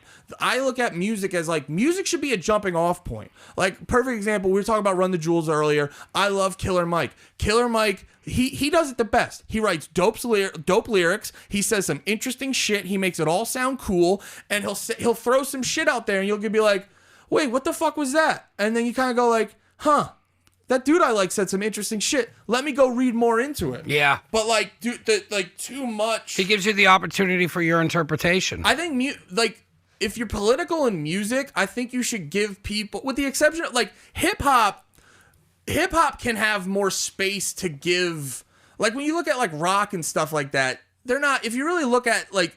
If you literally look at the number of words they're saying in a song, compare that to a hip-hop song, substantially less. So hip-hop has more room, if you decide to do that, hip-hop has more room to get deep into it. But yeah, I mean, they could throw something in one verse and then go back to something else. Yeah, they can have a whole thought out. They can give you a whole thought.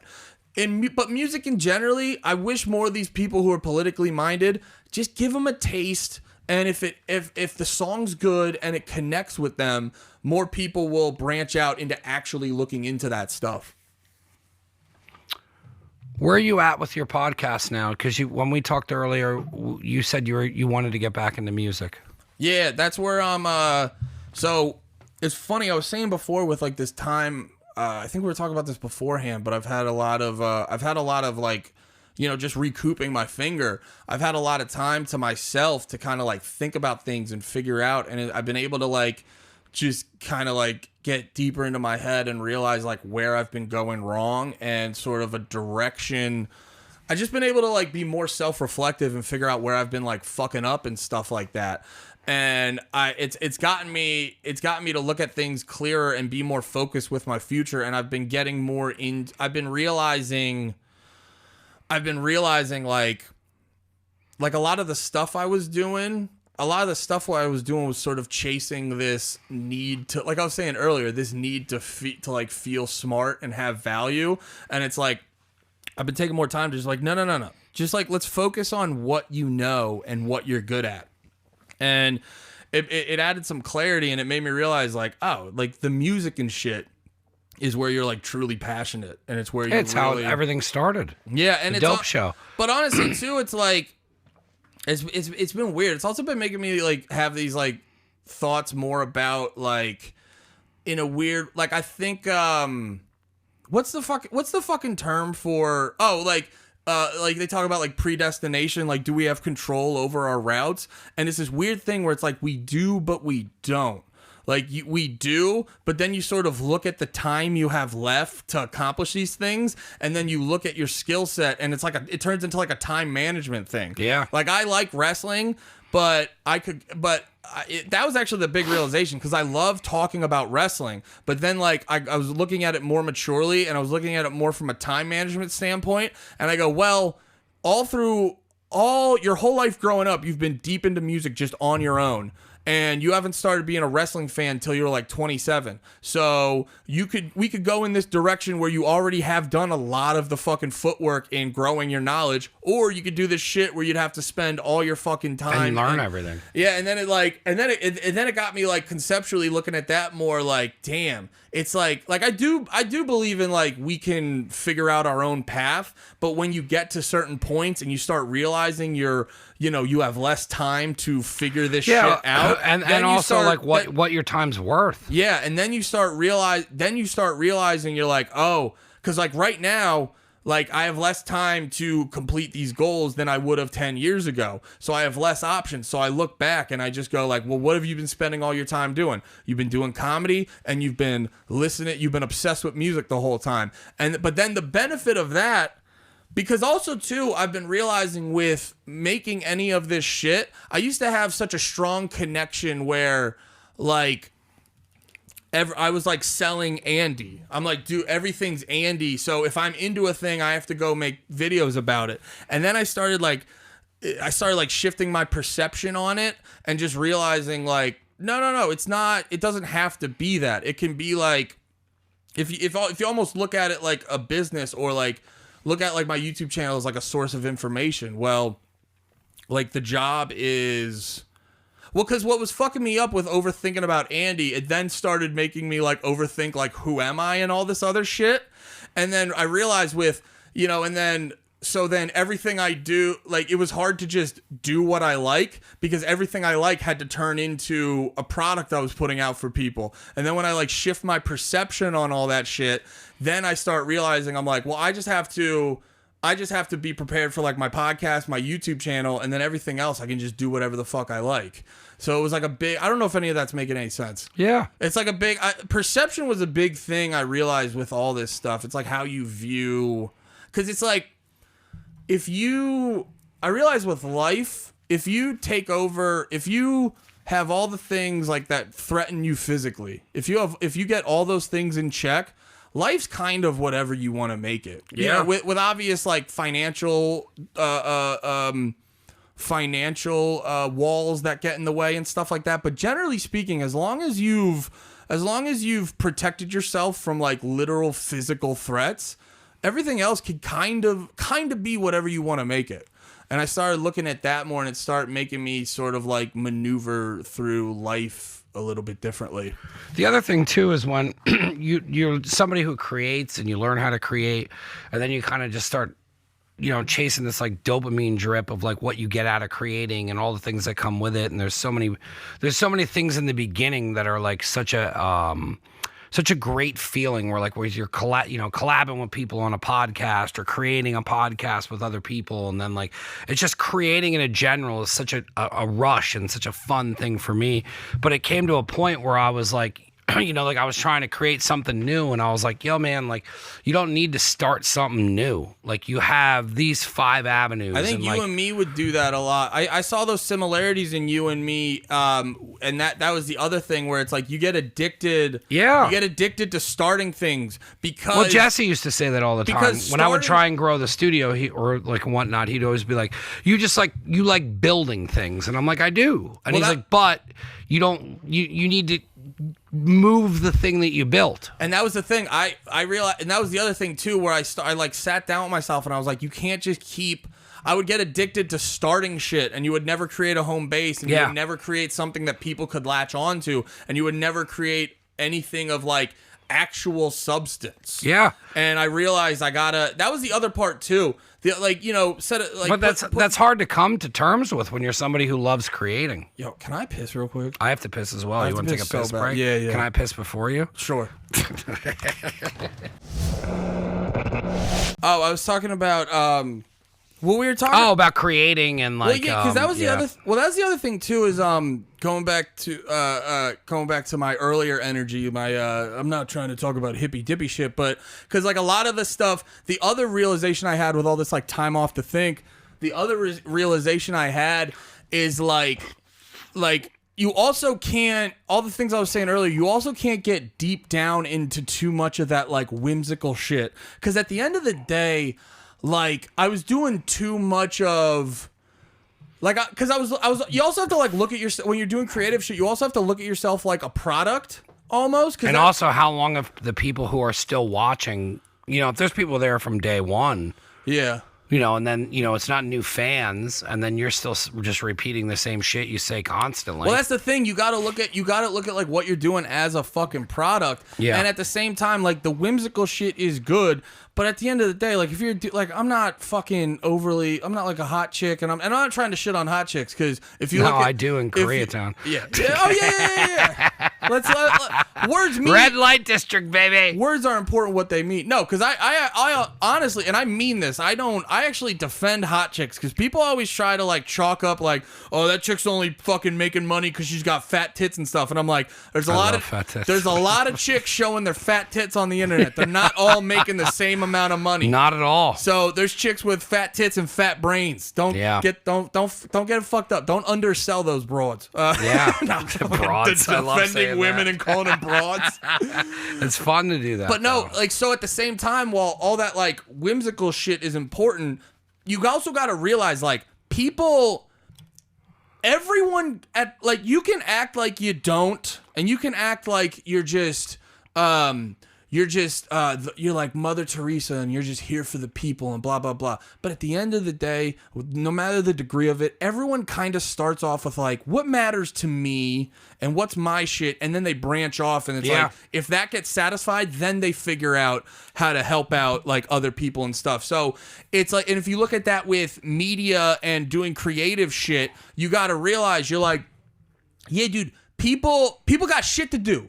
People got shit to do. They don't care whatever fucking goofy thing you're going through. What are you giving them? Yeah. And that's what that helped me like streamline my shit. Yeah. Because like everything, like, because it's like, what was I originally giving them? Well, you get to see the emotional journey that Andy's going on and what he's into this week and what he's into that week. And it's just like, oh, and also he's like a fat bearded guy, so you're not even going to get to be hard while he does it. You know what I mean? So it's like, now I shifted that to be like, what do I give people? Well, I have, and I don't want to sound pretentious, but I have one of the funniest podcasts in the world. And also, I know a shit ton about music, and I think my perspective on it is unique, and I think the way that I sort of give out the information is unique. And I think if you go to my page, you'll be very satisfied about the topics that I talk about and stuff. And also on top of that, I talk about a lot of music, like the fucking early 2000s, like emo, screamo, pop punk, hardcore stuff like that. I talk about a lot of shit that doesn't get as much attention as I think it should. Yeah. So now I'm like, oh, I'm actually giving people a real product, not just like, go watch Andy's life experience. It's like, no, that shit only works if you're a fucking hot TikToker. Yeah. What my kind of thing was when, like, you know, when you got too much going on, there was a point when I'm down here and I have like a lot of conversation with myself, and I'll just be like kind of walking around. And sometimes it's like if I smoke a little pot or I have a couple of beers, I'll just start kind of thinking a different way. And then I feel like when you do that, you put on like Two-Face makeup and you're just like, yeah, you're it's like, very you're just like, hey Mike, what's up? The song Somebody I Used to Know, then like then the video was really weird. I'm like, why'd you guys do that? You should just hired the Saved by the Bell cast to reenact breakups.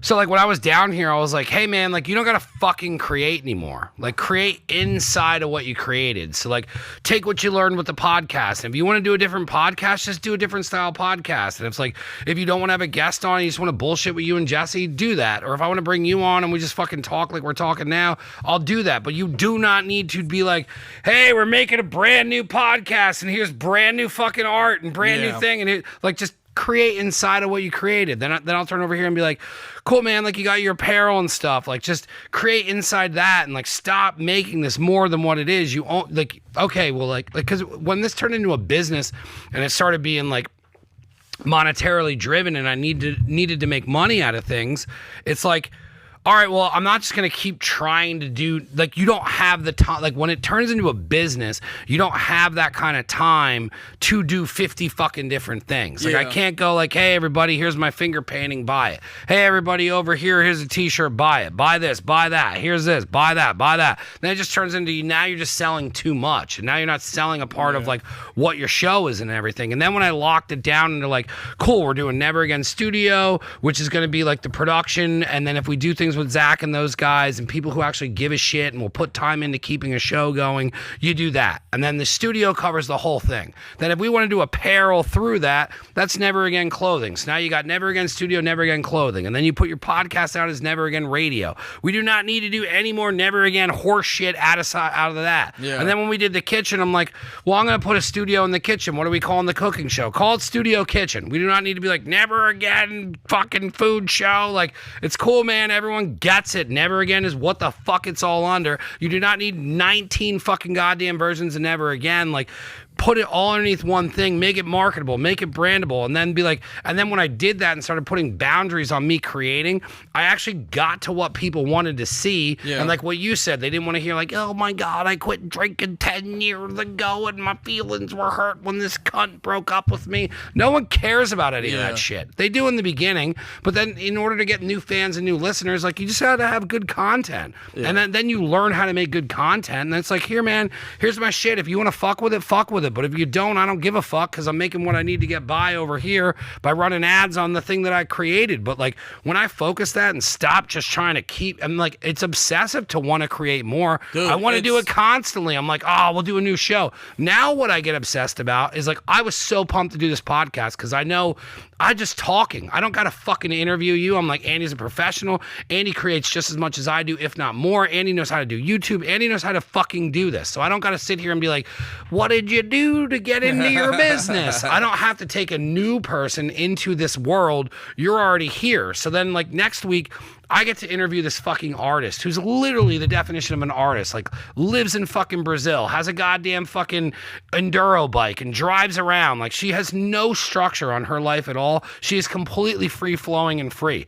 That interview to me is fucking fantastic. But now I find my creative, by pushing my boundaries to make me a better person inside the art and the things that I created, which was what was lacking when you're just fucking creating to create. When you start pushing yourself, hey man, like that was the first thing I said to you, man. And like that's what we connect on is like when I turned you on to Josh and Josh was like, yo man, he's like the fucking Dope Show is awesome. And like your original shit with music in that. And when you told me you were going back to music, I'm like, that was my favorite thing about you because you do know that much about music. Your perspective on music is fucking unique and good. Yeah. So like with you going back to there, I'm like, fuck yeah. Now he's going to focus on his strong points and make his fucking content better. And then now you're just creating better content, not new content. And I think that's the shit from anyone who's actually creating. And if you want to get anything out of this podcast, is like, that's what you need to fucking pay attention to as a creator, is not to constantly keep creating. It's make better fucking content in what you created. Because if you created, you did more than the person next to you because you actually made a fucking podcast. But then people are like, oh, I need to do this. Oh, well, we should change the podcast. You made it. Well, I think make better fucking creating. Don't fucking focus on making another podcast or another version of the podcast. Make better fucking content. Well, people get and I think people get addicted to the starting. Absolutely, because there's no failure. What? Yes, and that starting is actually, as long as you have the financials covered, starting's easy. Yeah, because there's already a game plan for like starting a podcast. It's just you got to get mics, you got to get cameras, all that's you could literally go buy a kit now. And then I'm surprised they don't got it at Walmart for fucking Christmas this year.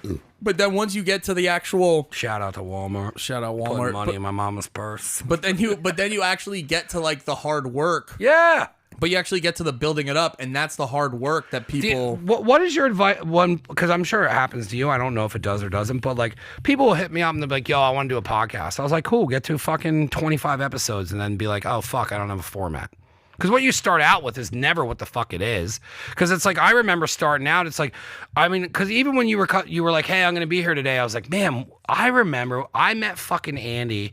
I think it was at Tyler Rothrock's show, and me and you were sitting at the fucking lounge at fucking, over by WZZO over here, fucking, what's his face? Fucking by the from radio O&A. station. Fucking, I can't think of his name. Rich Voss always fucking used to open there or be the headliner over there. Yeah. So I remember sitting next to you, and I didn't even know you were a comic, and we just were fucking around with the bartender, and I'm like, oh my god, that was the first time I met fucking Andy. Because Tyler did our show when it was only audio at Chris Hendricks's fucking apartment, and then we went over to watch Tyler do stand up, and then you were there at the bar, and I just started talking to you. But then I was like, yo, he used to fucking show up with 6-packs on Josh's show when we were doing the fucking sports show. And then I was like trying to actually rewind when the fuck we actually, but like we've been doing this shit for a long fucking time, man. Yeah. It's tough running into people who are still doing it. Yeah. And like I see Zach, because Zach and JM were doing the Finishers podcast. It was hard back in the day to actually give props to people who were doing podcasts.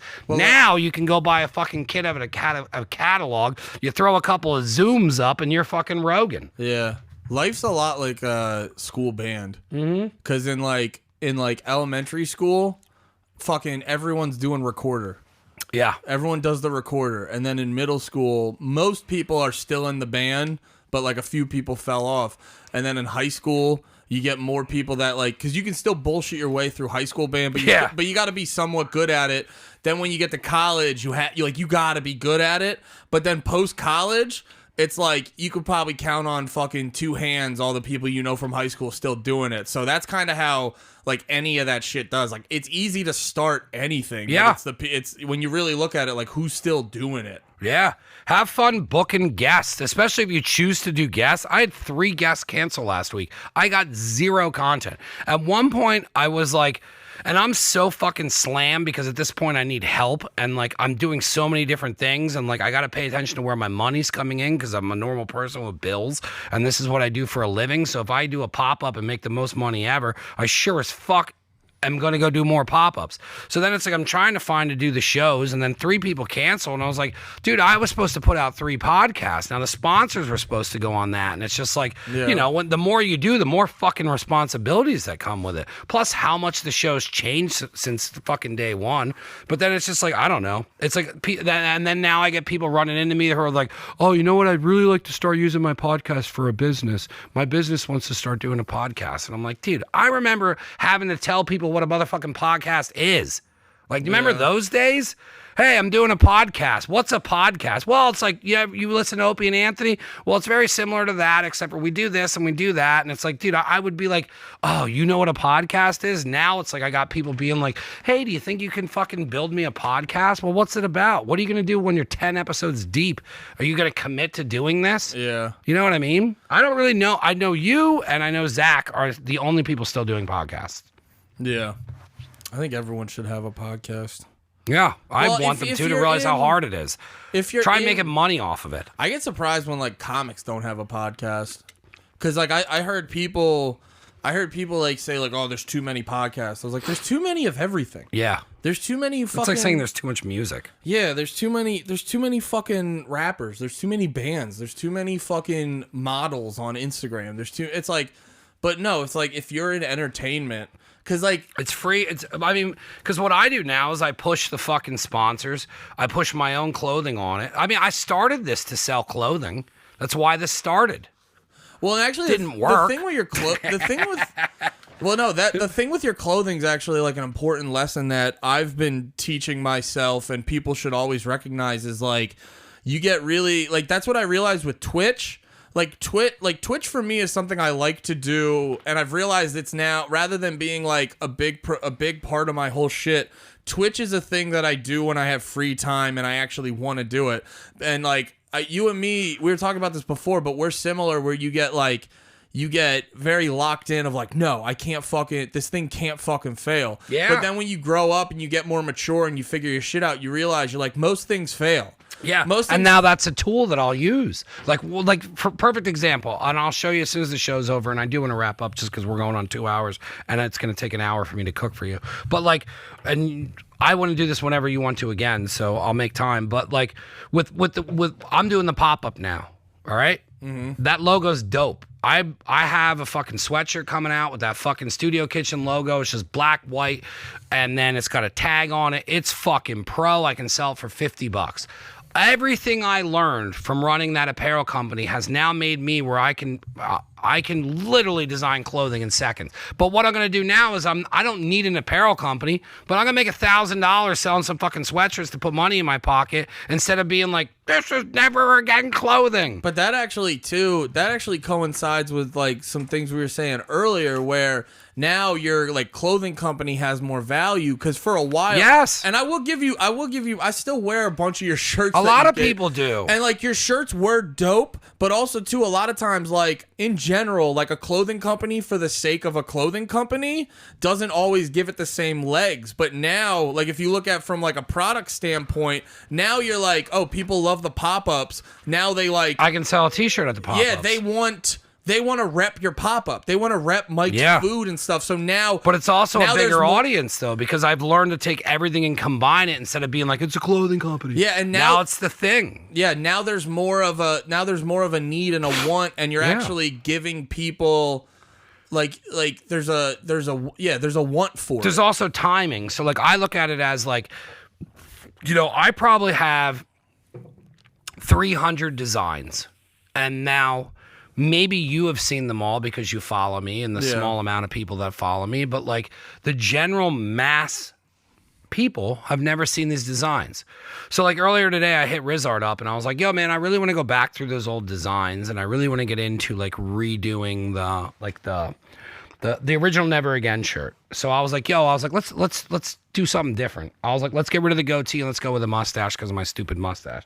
And I was like, let's get rid of the paisleys on Which shirt are you pointing at? the blue one above the meat slicer. Oh yeah. So I was like, all right, well, so the I in the Never Again, I was like, let's turn that into a radio tower because now when I created that, there wasn't a radio show.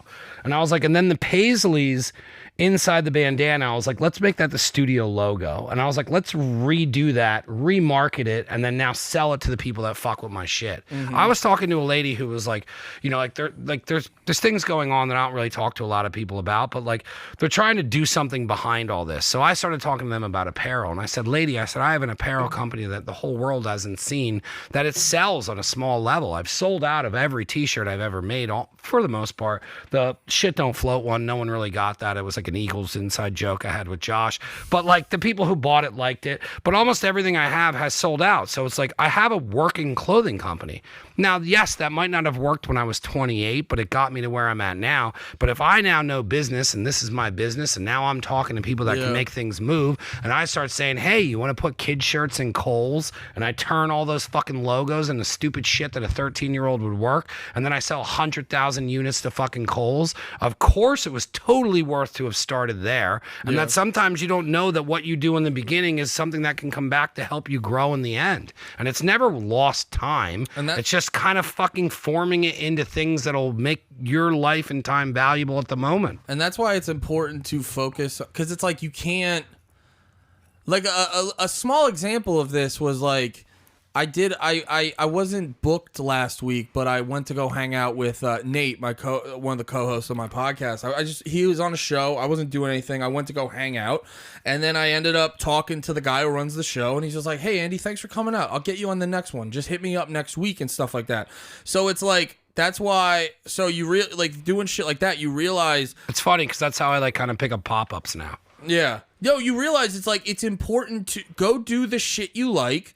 And just try to do it in a way that is enticing and like marketable to people and shit like that. So it's like focus on doing the shit you like, but just always be aware of like, how do I turn this, like how do I shift this into like something that people want? I know like the term like marketable sounds gross to like artistic people, but like it's like, dude, just always do things you like, but just be aware of like, how do I make this enticing to people? How do I make this as a thing people want?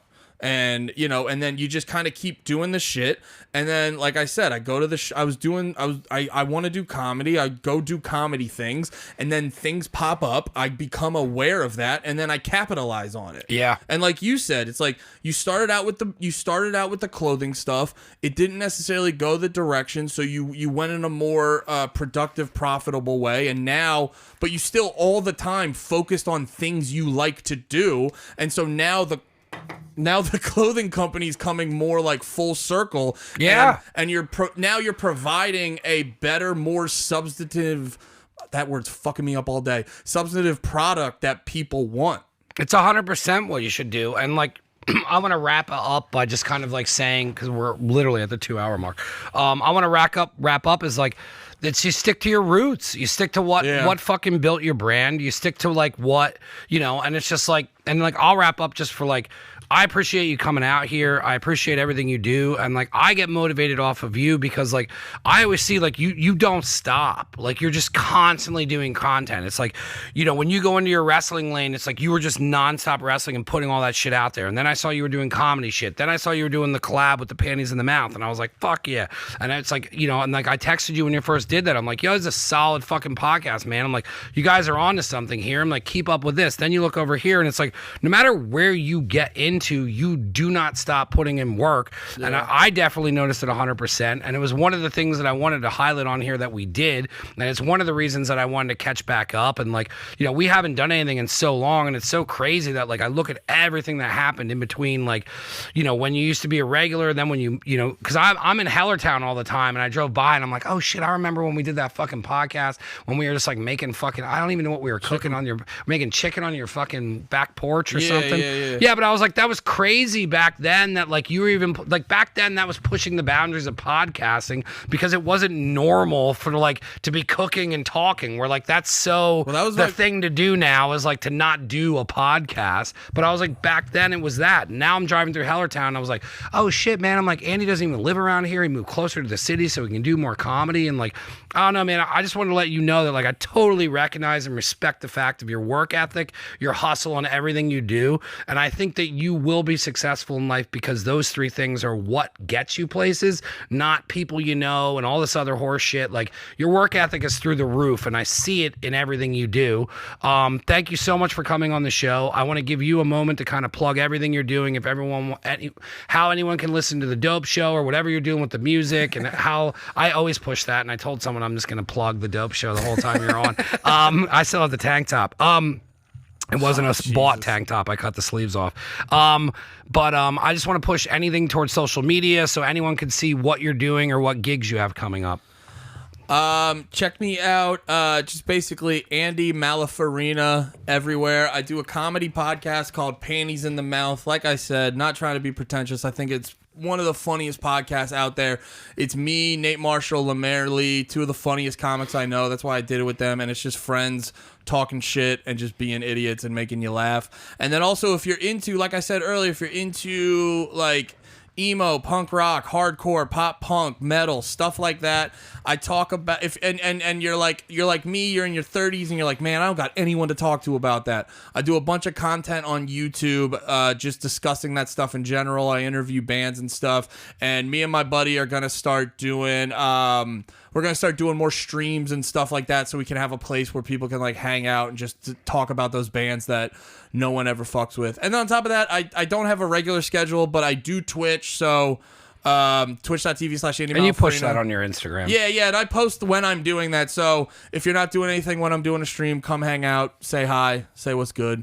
Oh, and we have patreon.com/PITM. For $1 a month, you can hear the extra wild shit that we do once a week. It's very, very, very worth your money. Patreon.com/PITM. Thank you so much for coming on. If you're a first-time listener, first-time watcher, your first time you're fucking with Never Again, it's neveragainstudio.com. We have everything on there to where you can buy the apparel. It's all the past podcasts. Subscribe to the YouTube. If you're looking for ammunition, we have Nazo Ammo now. We teamed up with Keystone Munitions. I had Jeremy recently on the podcast, so we're going to start doing that out of here. We have 45, 5.56, and 9mm flying off the shelves. Check that out. If you have any questions on the ammo, my number's on the website and whatnot. I will talk to you directly on that if you need help, but that's nazoammo.com, neveragainstudio.com. Next time you guys come on, bring the crew from Panties in the Mouth, and then I want to talk to you about jokes and chokes and shit. Definitely. Thank you for having me. Later, man.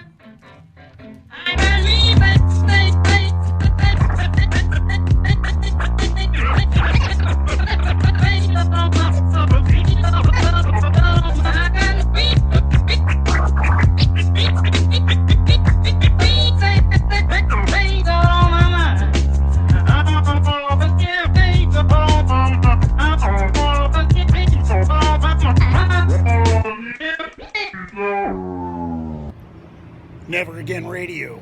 Get into it, brother.